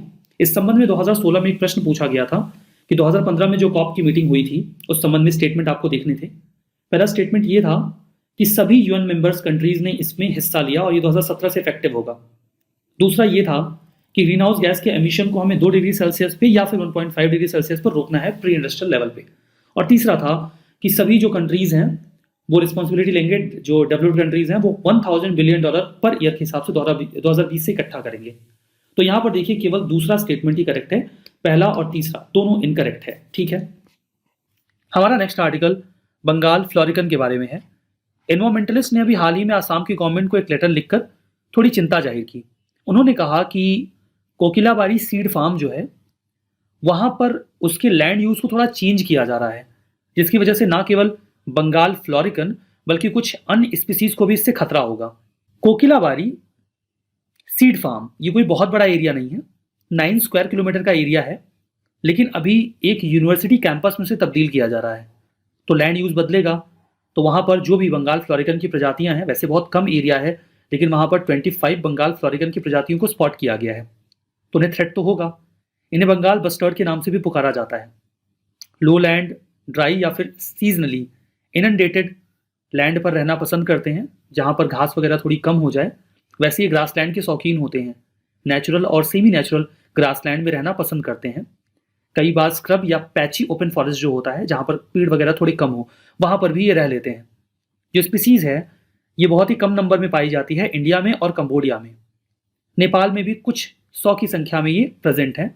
बांग्लादेश में पहले हुआ करते थे, अभी ये वहां से पूरी तरीके से खत्म हो चुके हैं। इंडिया में आपको 2 नदियों के जो फ्लड प्लेन्स हैं वहां पर ये मिलेंगे, एक तो गंगा और दूसरा ब्रह्मपुत्रा। गंगा के फ्लड प्लेन में ये आपको मिलेंगे उत्तर प्रदेश में, दुधवा और पीलीभीत टाइगर रिजर्व में। ब्रह्मपुत्रा डेल्टा की बात करें तो जल्दापारा नेशनल पार्क जो वेस्ट बंगाल में है, काजीरंगा और मानस नेशनल पार्क आसाम, और Dering wild life sanctuary Arunachal Pradesh, इन जगहों पर ये आपको मिल जाएंगे। IUCN का स्टेटस इनका क्रिटिकली इंडेंजर्ड है। Indian wild life protection act of 1972 के शेड्यूल 1 में है। CMS convention on migratory species के अपेंडिक्स 1 में है। चूंकि इनका हैबिटेट चेंज हो रहा है, एग्रीकल्चर लैंड या प्लांटेशन में कन्वर्ट होने की वजह से इनकी संख्या कम हो रही है। कई बार कोई इन्वेजिव एलियन स्पीसीज आ जाती है तो उन्हें खतरा हो जाता है। डैम कंस्ट्रक्शन की वजह से भी ग्रासलैंड का एरिया कम होता है तो उनकी संख्या में कमी देखी जाती है। कोकिलाबारी सीड फार्म आसाम में है। महज 9x9 किलोमीटर का एरिया ये है साइज में। अगर आप मानस नेशनल पार्क से बात करेंगे तो उसका 100वां हिस्सा आप समझ लीजिए, लेकिन इतने कम एरिया में भी हमें 25 बंगाल फ्लोरिकन मिल जाते हैं। तो ये बात तो मैंने आपको बता ही दी थी। हमारा नेक्स्ट आर्टिकल एलियम नेगेनम के बारे में है। एक प्लांट है, 2019 में उत्तराखंड में डिस्कवर किया गया था। पता नहीं था कि नई प्रजाति है या पहले की ही कोई प्रजाति है। अभी क्लियर किया गया कि ये ऑल टुगेदर एक नई प्रजाति है एलियम की। है क्या? तो सामान्य भाषा में बताऊं तो प्याज की एक नई प्रजाति है। साइंटिस्ट ने अभी खोजा, वहाँ के लोकल्स तो काफ़ी पहले से इसका इस्तेमाल कर रहे हैं। इंडो तिब्बतन बॉर्डर पे मलारी विलेज का एरिया है, वहाँ पर इसे खोजा गया है। उत्तराखंड के चमोली डिस्ट्रिक्ट में जो नीति वैली है, जहाँ पर नीति पास भी मिलता है, वहीं पर ये खोजा गया है। वेस्टर्न हिमालयाज के रीजन तक ही रिस्ट्रिक्टेड है। इंडिया की बात कर रहे हैं और कहीं भी दुनिया में नहीं पाया जाता। वेस्टर्न हिमालयाज की लोकेशन इसके लिए स्पेसिफिक है। 3000 से 4800 मीटर अबव सी लेवल पर ये पाए जाते हैं। ग्रासी मीडोज हों या सैंडी सॉइल में ये अक्सर उगते हैं। लोकल कम्युनिटीज इसके बारे में काफ़ी लंबे समय से जानते हैं और इनका इस्तेमाल भी कर रहे हैं। आर्टिकल प्रोडक्शन गैप रिपोर्ट 2021 के बारे में है। इस आर्टिकल पर चर्चा करेंगे, लेकिन उसके पहले मैं आपको एक छोटी सी कहानी सुनाता हूँ। वैसे तो मैं कहानियां नहीं सुनाता, और कम से कम प्रीलिम बूस्टर में तो बिल्कुल नहीं, लेकिन फिर भी आज मैं आपको एक छोटी सी कहानी सुना देता हूँ। देखिए, एक स्टूडेंट जब यूपीएससी की तैयारी की शुरुआत करता है तो वो इवैल्यूएशन करता है। कैसा इवैल्यूएशन? कि क्या पढ़ना है और कैसे पढ़ना है। जब वो इवैल्यूएशन करता है कि क्या और कैसे पढ़ना है, तो उसकी इवैल्यूएशन में बहुत सारी चीजें आती हैं, जैसे कि मुझे एनसीईआरटी पढ़नी होगी, मुझे स्टैंडर्ड बुक्स को कवर करना होगा, लेक्चर्स देखने होंगे, सीसैट तैयार करना होगा, ऑप्शनल तैयार करना होगा, टेस्ट सीरीज लगानी होगी और आंसर राइटिंग भी करनी होगी। इतने सारे इवैल्यूएशन में स्टूडेंट को ये बात समझ में आती है कि अगर ये सब कुछ मुझे गिवन टाइम में करना है, लाइक 8 to 10 मंथ जो भी उनके पास हैं, तो मुझे कम से कम 10 घंटे डेली पढ़ना होगा।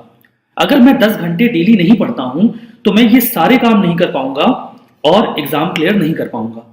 अब वो स्टूडेंट जोश जोश में तैयारी स्टार्ट करता है, लेकिन वो 10 घंटे पढ़ नहीं पा रहा है। पढ़ता वो केवल 5 घंटे ही डेली है। अब आप बताइए रिजल्ट क्या होगा? क्या हम सिलेक्शन की उम्मीद कर पाएंगे? सिलेक्शन होने के लिए जरूरी हो कि कोई चमत्कार हो। अगर आप जो बेसिक स्टडी है वो नहीं कर पा रहे हैं तो अब आपको लग रहा होगा कि आखिर ये कहानी मैंने आपको सुनाई क्यों। एक्चुअली में 10 घंटे की पढ़ाई में अगर स्टूडेंट 5 घंटे ही पढ़ पा रहा है तो हम इसे कहेंगे स्टडी गैप। मतलब वो स्टडी जो रिक्वायर्ड है वो नहीं हो पा रही है, उसकी केवल 50% स्टडी ही हो पा रही है, तो टारगेट अचीव नहीं हो पाएगा। सिमिलरली यहां पर बात की जा रही है प्रोडक्शन गैप की। ये प्रोडक्शन गैप कहीं और क्रिएट कर रहा है। प्रोडक्शन यहां पे किस चीज का हो रहा है? प्रोडक्शन हो रहा है फॉसिल फ्यूल का, जो हमारे एनवायरमेंट को पोल्यूट करता है, क्लाइमेट चेंज कॉज करता है। और गैप आ रहा है हमारे टारगेट में। हमने पेरिस क्लाइमेट कॉन्फ्रेंस में ये कमिट किया कि हम ग्लोबल टेम्परेचर को 1.5 डिग्री सेल्सियस के ऊपर नहीं जाने देंगे।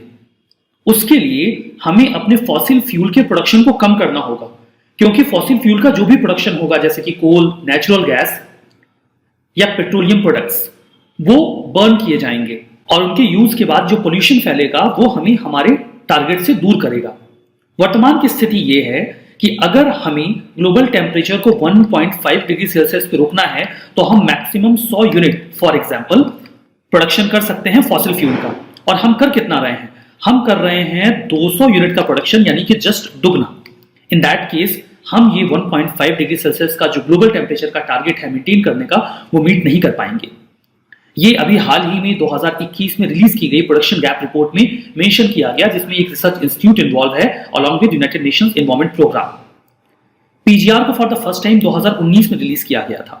इसका उद्देश्य यह था कि कौन सा देश कितना फॉसिल फ्यूल का प्रोडक्शन कर रहा है और जो देश पॉलिसीज अपनी बनाता है, इन्वेस्टमेंट और बाकी के मेजर्स ले रहा है, क्या वो हमारे क्लाइमेट टारगेट के अकॉर्डिंग है?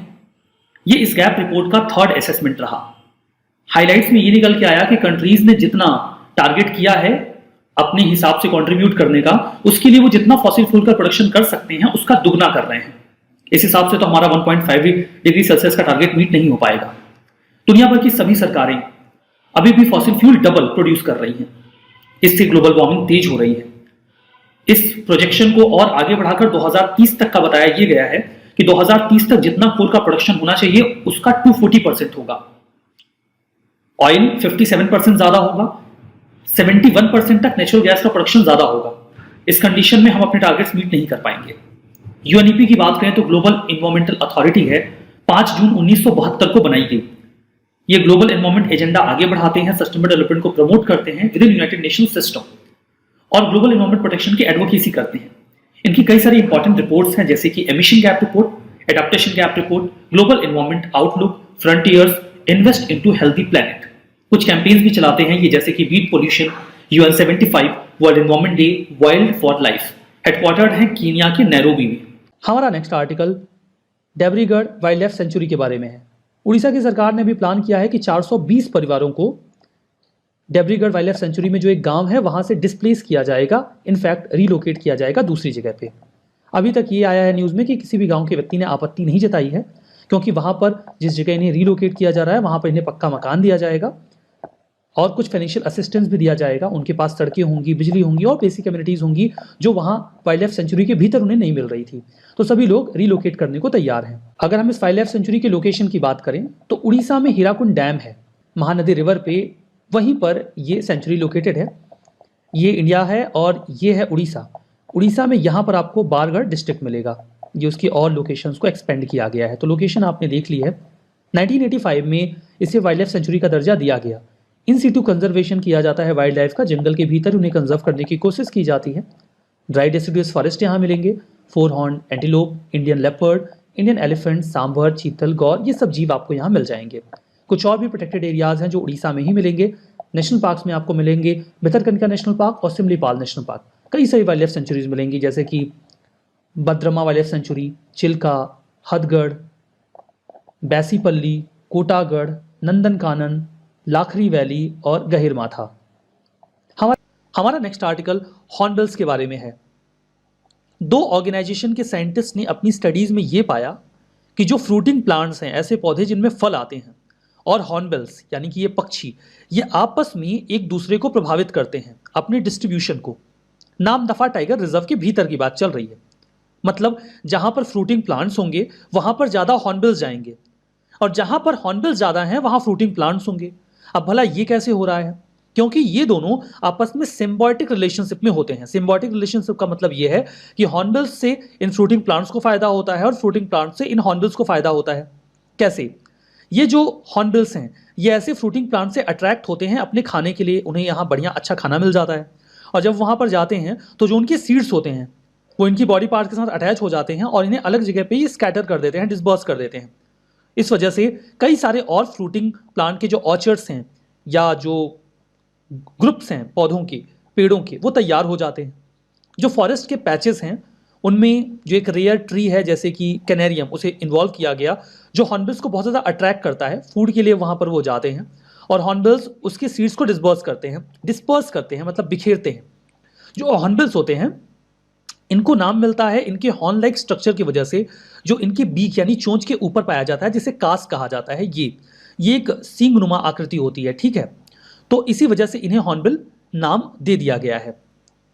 फर्दर जो हॉर्नबिल का डिस्ट्रीब्यूशन है वो आपको सब सहारन अफ्रीका में मिलेगा, यानी कि अफ्रीका की जो सहारा का रीजन है उसके नीचे वाले हिस्से में, इंडियन सब कॉन्टिनेंट में, फिलीपींस में, इंडोनेशिया में और सोलोमन आइलैंड में। इंडिया में ये मेजरली वेस्टर्न घाट में और नॉर्थ ईस्टर्न स्टेट में देखे जाते हैं।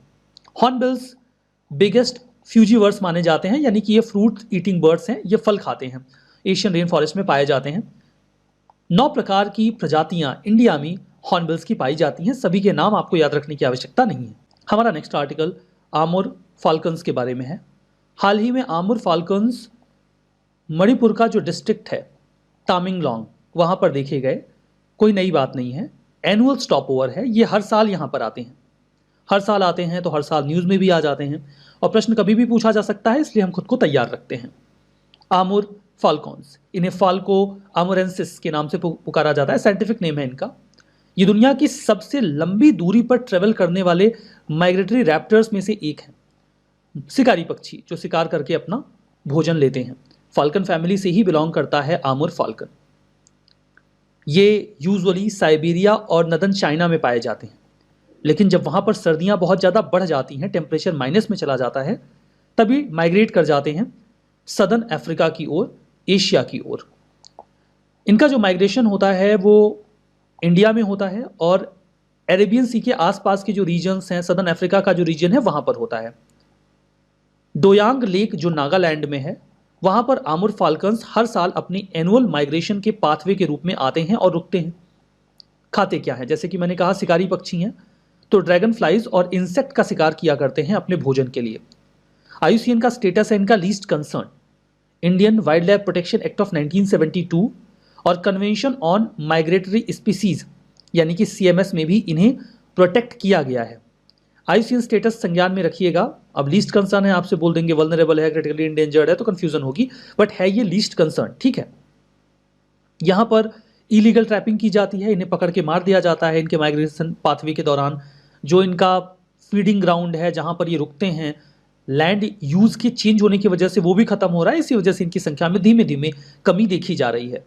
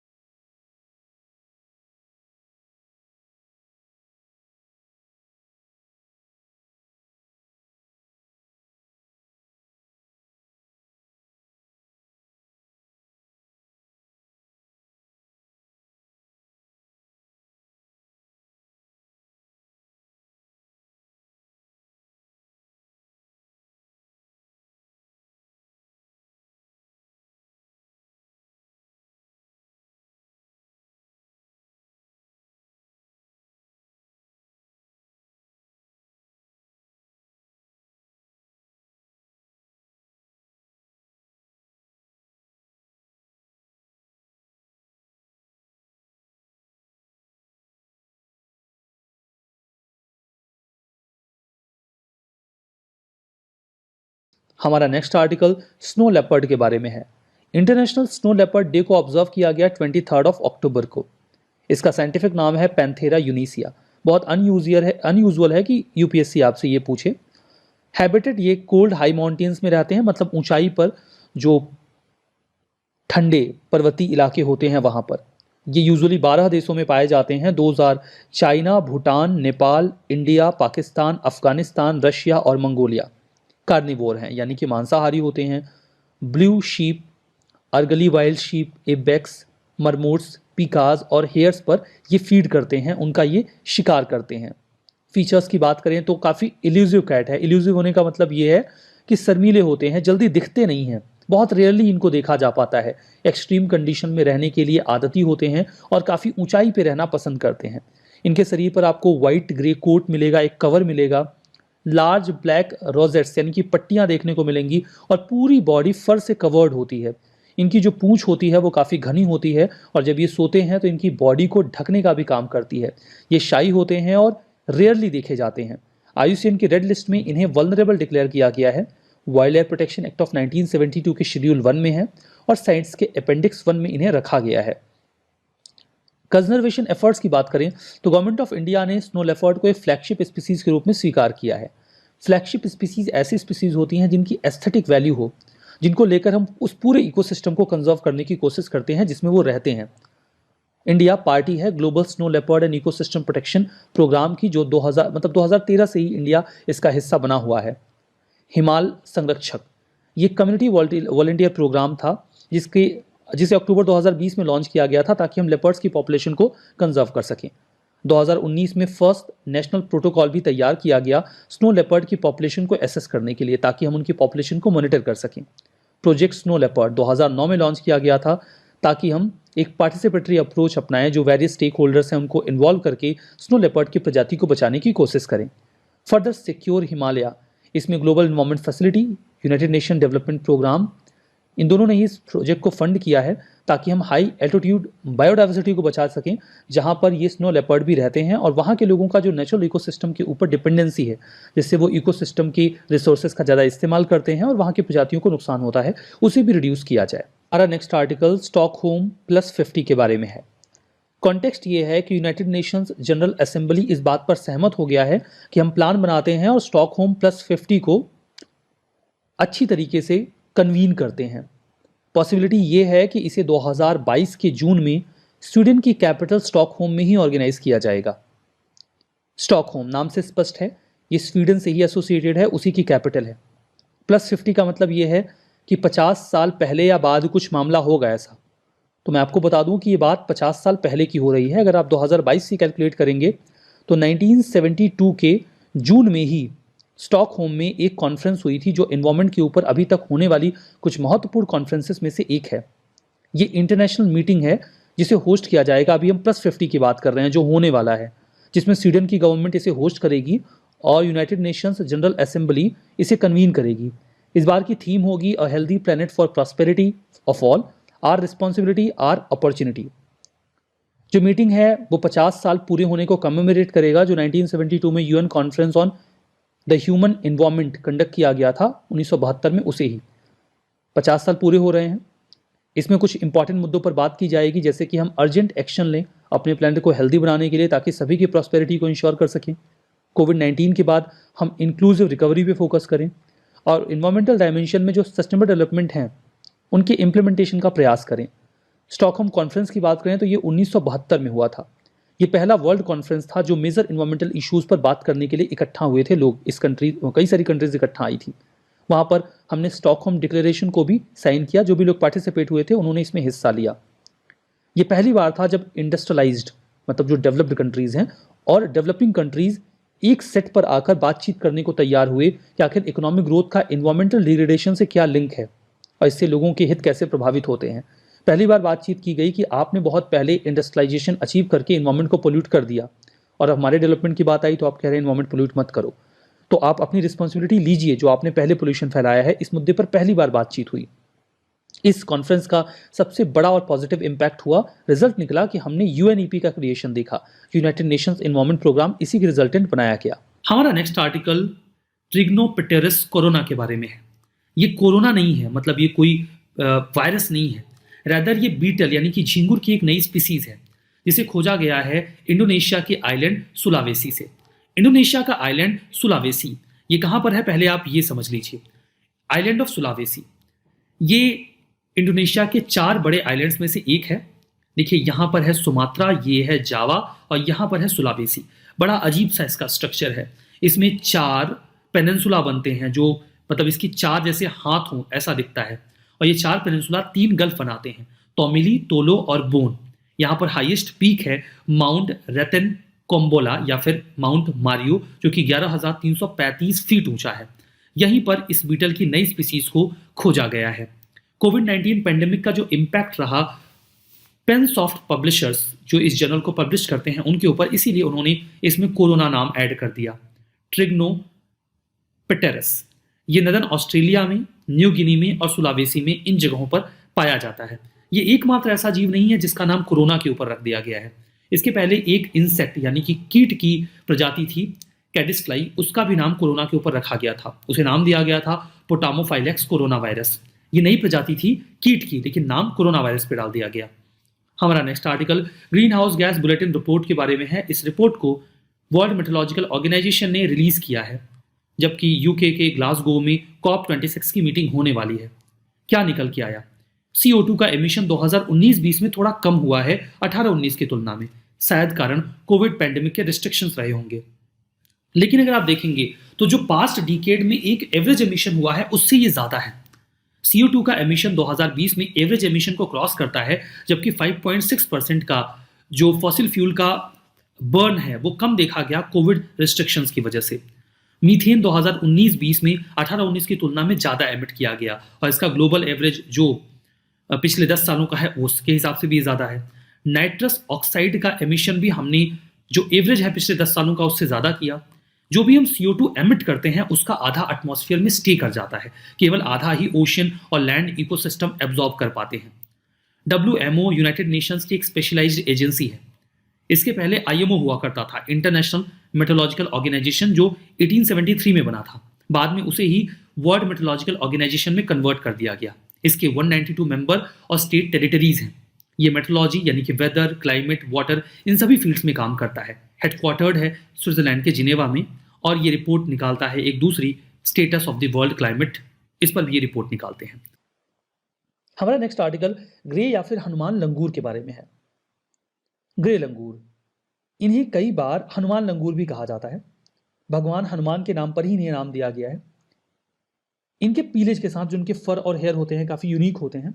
इन्हें अभी डिटेक्ट किया गया है जो इंडस्ट्रियल नेबरहुड है अंकलेश्वर का गुजरात में, वहाँ पे, इसीलिए ये न्यूज़ में आए, काफ़ी बड़ी संख्या में दिखे इसलिए। इन्हें लोग पॉपुलरली हनुमान भी कह दिया करते हैं, लंगूर कह दिया करते हैं। डिस्ट्रीब्यूशन में देखिए आपको साउथ एशिया में काफ़ी जगहों पे मिलते हैं। इनकी 16 सब स्पीसीज पाई जाती हैं जो कि हिमालयन रीजन से लेकर पेनिनसुलर इंडिया तक मिलती हैं। काफ़ी लार्जली डिस्ट्रीब्यूटेड हैं ये इंडिया में। भूटान, नदर्न इंडिया और नेपाल में मेजरली आपको ये मिल जाएंगे। बाकी कई सारे नेशनल पार्क्स वगैरह में भी, लाइक बांधवगढ़ नेशनल पार्क और सरिस्का टाइगर रिजर्व, यहाँ पर भी आपको दिखेंगे। ये जंगलों में भी रहते हैं, जहाँ इंसान हो वहाँ पे भी रहते हैं। ट्रॉपिकल ड्राई सब थॉर्न सब वाली, मतलब जो भी ड्राई रीजन्स हैं वहाँ पर इनको कोई दिक्कत नहीं होती है। अल्पाइन फॉरेस्ट में ऊंचाई पे भी रह लेते हैं। क्योंकि इनकी संख्या इनफ है तो ये लीस्ट कंसर्न है IUCN की रेड लिस्ट में। यद्यपि ये साइट्स के अपेंडिक्स 1 में है और wild life protection act of 1972 के शेड्यूल 1 में है। हमारा next article climate vulnerability index के बारे में है। ये एक रिपोर्ट है जिसे अभी हाल ही में रिलीज किया गया है। किसने रिलीज किया, ये बड़ा सवाल होगा क्योंकि अक्सर ये प्रश्न पूछे जाते हैं। Council on energy, environment and water यानी कि सीव, इन्होंने इसको लॉन्च किया है। भला ये क्या है? ये not for profit policy research institute है। रिसर्च वगैरह का काम करते हैं।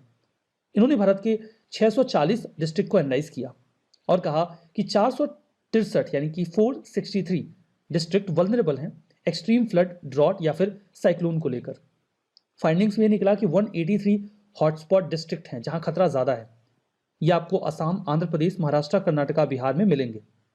नॉर्थ ईस्टर्न स्टेट्स में ज़्यादा खतरा फ्लड्स का है, जबकि साउथ और सेंट्रल इंडियन स्टेट्स में खतरा ज़्यादा ड्रॉट का है। अनसस्टेनेबल लैंडस्केप, चूंकि जमीन का इस्तेमाल बदल रहा है, इंफ्रा में चेंजेस आ रहे हैं, इस वजह से भी क्लाइमेट का रिस्क दिन ब दिन बढ़ता चला जा रहा है। आइए डिस्कस करते हैं अगला आर्टिकल बात करता है पॉसिबली एक्सटिंक्ट स्पीशीज के बारे में। अभी रिसेंटली IUCN यानी कि international union for conservation of nature's ने अपनी red list of threatened species के लेटेस्ट एडिशन को रिलीज किया है और इस लिस्ट में इंक्लूड किया गया है पॉसिबली एक्सटिंक्ट स्पीशीज को भी। इनमें प्लांट और एनिमल दोनों ही प्रकार की स्पीशीज को इंक्लूड किया गया है। आइए अब समझते हैं पॉसिबली एक्सटिंक्ट स्पीशीज क्या होता है। ये एक तरह का इंडिकेटर है जिससे हम ये एस्टिमेट लगाते हैं कि किसी स्पीशीज की पॉपुलेशन या प्रेजेंस कब से डिक्लाइन होनी शुरू हुई है। अब जिन भी स्पीशीज को यहाँ पर मार्क किया गया है उनके बारे में लास्ट टाइम इंफॉर्मेशन गैदर की गई थी 20वीं शताब्दी में और इसके बाद से ही इनकी प्रेजेंस और पॉपुलेशन का डाटा हमें नहीं मिलता है। अब जिन भी स्पीशीज को यहाँ पर एक्सटिंक्ट पोस्ट 1500 में इंक्लूड किया गया है उनमें आती हैं ग्रीन पी फाउल, चीता, हेरी नोज्ड ओटर, बेंटैंग जो हमें साउथ ईस्ट एशिया में मिलता है। इसके अलावा सुमात्रा और जावा में पाए जाने वाले राइनोस, ऑस्टेब्रामा, बैलनग्री जो कि सिर्फ और सिर्फ मणिपुर में पाई जाती है। ये सभी स्पीशीज एक्सटिंक्ट पोस्ट 1500 में इंक्लूड की गई हैं। उसके अलावा कुछ इंडियन स्पीशीज जो पॉसिबली एक्सटिंक्ट स्पीशीज की कैटेगरी में आती हैं, tentaclate butterfly ray, dwarf sawfish, fire coral, coconut crab, ये सभी इंडियन स्पीशीज है जो पॉसिबली एक्सटिंक्ट कैटेगरी में आती हैं। उसके अलावा बोवनी बार जो कावेरी रिवर में मिलती है, ड्योलानी मिनाओ, डेक्कन ब्रैब, नीलगिरी मिस्टस, ये तीनों ही स्पीशीज आपको डेक्कन एरिया में मिलती हैं। ये सभी आपकी फिश स्पीशीज हैं जो इस पॉसिबली एक्सटिंक्ट कैटेगरी में रखी गई हैं। उसके अलावा पिंक हेडेड डक, साइबेरियन क्रे, बुफी फिश आउल और और जिसे हम मलाया आउल भी बोलते हैं, ये सभी भी इंक्लूडेड है आपकी पॉसिबली एक्सटिंक्ट स्पीशीज में। उसके अलावा अगर बात की जाए इस IUCN रिपोर्ट की, तो इसमें बताया गया है कि लगभग 900 से ज्यादा एनिमल स्पीशीज अब एक्सटिंक्ट हो चुकी हैं और IUCN ने रिसेंटली ग्रीन स्टेटस को लॉन्च किया है। ऐसा पहली बार होगा जब ग्लोबल लेवल पे हम देखेंगे कि स्पीशीज रिकवरी, इनके कंजर्वेशन एफर्ट्स का क्या इंपैक्ट हो रहा है। तो ये ग्रीन स्टेटस आपको याद रखना है कि IUCN का है और इसमें हम रिकवरी प्रोग्राम और कंजर्वेशन मेजर्स को ग्लोबल लेवल पे मॉनिटर कर रहे हैं। उसके अलावा कुछ स्पीशीज के स्टेटस को चेंज किया गया है, जैसे कोमोडो ड्रैगन जो दुनिया की सबसे बड़ी छिपकली है और जो केवल इंडोनेशिया में ही मिलती है, अब इसे वनरेबल से इंडेंजर्ड कैटेगरी में शिफ्ट कर दिया गया है। उसके अलावा 2 ट्यूना फिशेस, एक है आपकी एल्बाकोर और दूसरी है येलोफिन, इन दोनों को ही नियर थ्रेटन कैटेगरी से लीस्ट कंसर्न कैटेगरी में ट्रांसफर कर दिया गया है। मतलब कि इनकी पॉपुलेशन पहले के मुकाबले बढ़ी है। येरा कड्डे गैको, इस गैको स्पीशीज को हमने लीस्ट कंसर्न से इंडेंजर्ड कैटेगरी में ट्रांसफर किया है। उसके अलावा सतारा गैको, इसे वनरेबल कैटेगरी से क्रिटिकली इंडेंजर्ड कैटेगरी में ट्रांसफर किया गया है, क्योंकि रिसेंट टाइम में इनकी पॉपुलेशन भी बहुत ज्यादा डिक्लाइन हुई है। उसके अलावा येलो मोनेटर, इसकी कैटेगरी भी चेंज हुई है from least concern to endangered category. अब इन सब के अलावा मैं आपको कुछ प्लांट स्पीशीज के नाम बता रहा हूं जो पॉसिबली एक्सटिंक्ट स्पीशीज की लिस्ट में आती हैं। पहली है आपकी कॉरिफा टेलीरा, ये प्लांट स्पीशीज पाम कैटेगरी की है। उसके बाद दूसरी है एरियोकैलून मिनुटम, ये पाइन वॉट ट्री की एक स्पीशीज है। आइलेक्स गार्डनेरियन, ये स्पीशीज इंडिया के नीलगिरी एरिया में मिलती है, इसलिए आपकी यूपीएससी पर्सपेक्टिव से इसे डबल स्टार आप मार्क कर सकते हैं। उसके अलावा नेक्स्ट स्पीशीज भी बहुत इंपॉर्टेंट है क्योंकि ये सदर्न इंडिया में मिलती है। इसका नाम है वाल्चीलिया बॉली, BOLEI। ये आपको कोस्टल सदर्न पार्ट में मिलती है इंडिया के और ये स्टेनो एंडेमिक लेग्यूम्स है। उसके अलावा यूफॉर्बिया मयूर नथानी, ये एंडेमिक है आपके पालघाट एरिया में और ये सभी प्लांट स्पीशीज बहुत इंपॉर्टेंट है, खासकर ये लास्ट की 3, ये आपके यूपीएससी एग्जाम के लिए बहुत ज्यादा इंपॉर्टेंट है। उसके अलावा कुछ प्लांट स्पीशीज को एक्सटिंक्ट पोस्ट 1500 की कैटेगरी में रखा गया है। होपी सिंह कैंग, ये एंडेमिक है ईस्टर्न हिमालयाज में और ये एक्सटिंक्ट पोस्ट 1500 कैटेगरी में इंक्लूडेड है।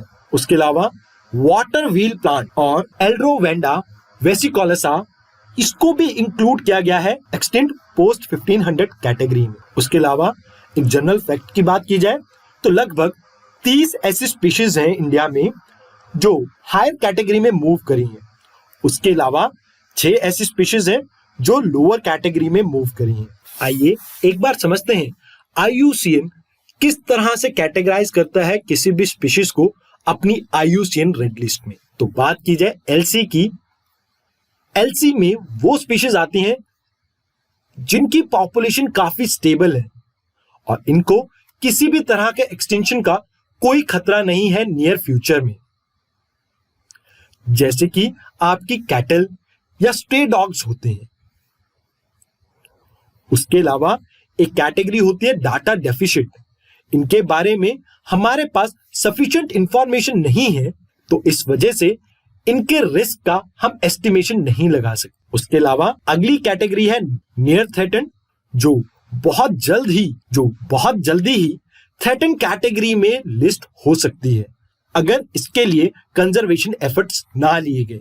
उसके बाद आती है आपकी वनरेबल कैटेगरी, इनमें कुछ ऐसी स्पीशीज इंक्लूड की जाती हैं जिनका एक्सटिंक्शन का खतरा बहुत ज्यादा है। इसके बाद कैटेगरी आती है इंडेंजर्ड स्पीशीज की, जिन्हें वनरेबल से भी ज्यादा एक्सटिंक्शन का खतरा है।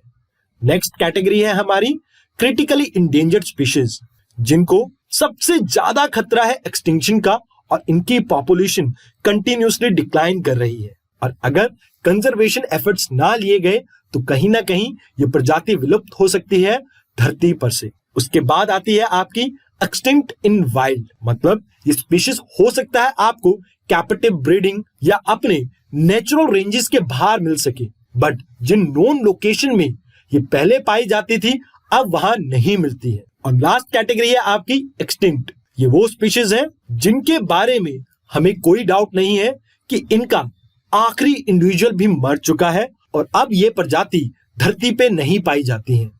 अब ये तो सब बात हुई कि क्या IUCN ने डाटा पब्लिश किया है, बट ये डाटा पब्लिश क्यों और कहां हुआ, तो इसके लिए मैं आपको बताना चाहूंगा कि अभी recently world conservation Congress conclude हुई थी IUCN की, जो कि फ्रांस में हो रही थी। तो आज के इस सेशन में बस इतना ही। Thank you very much.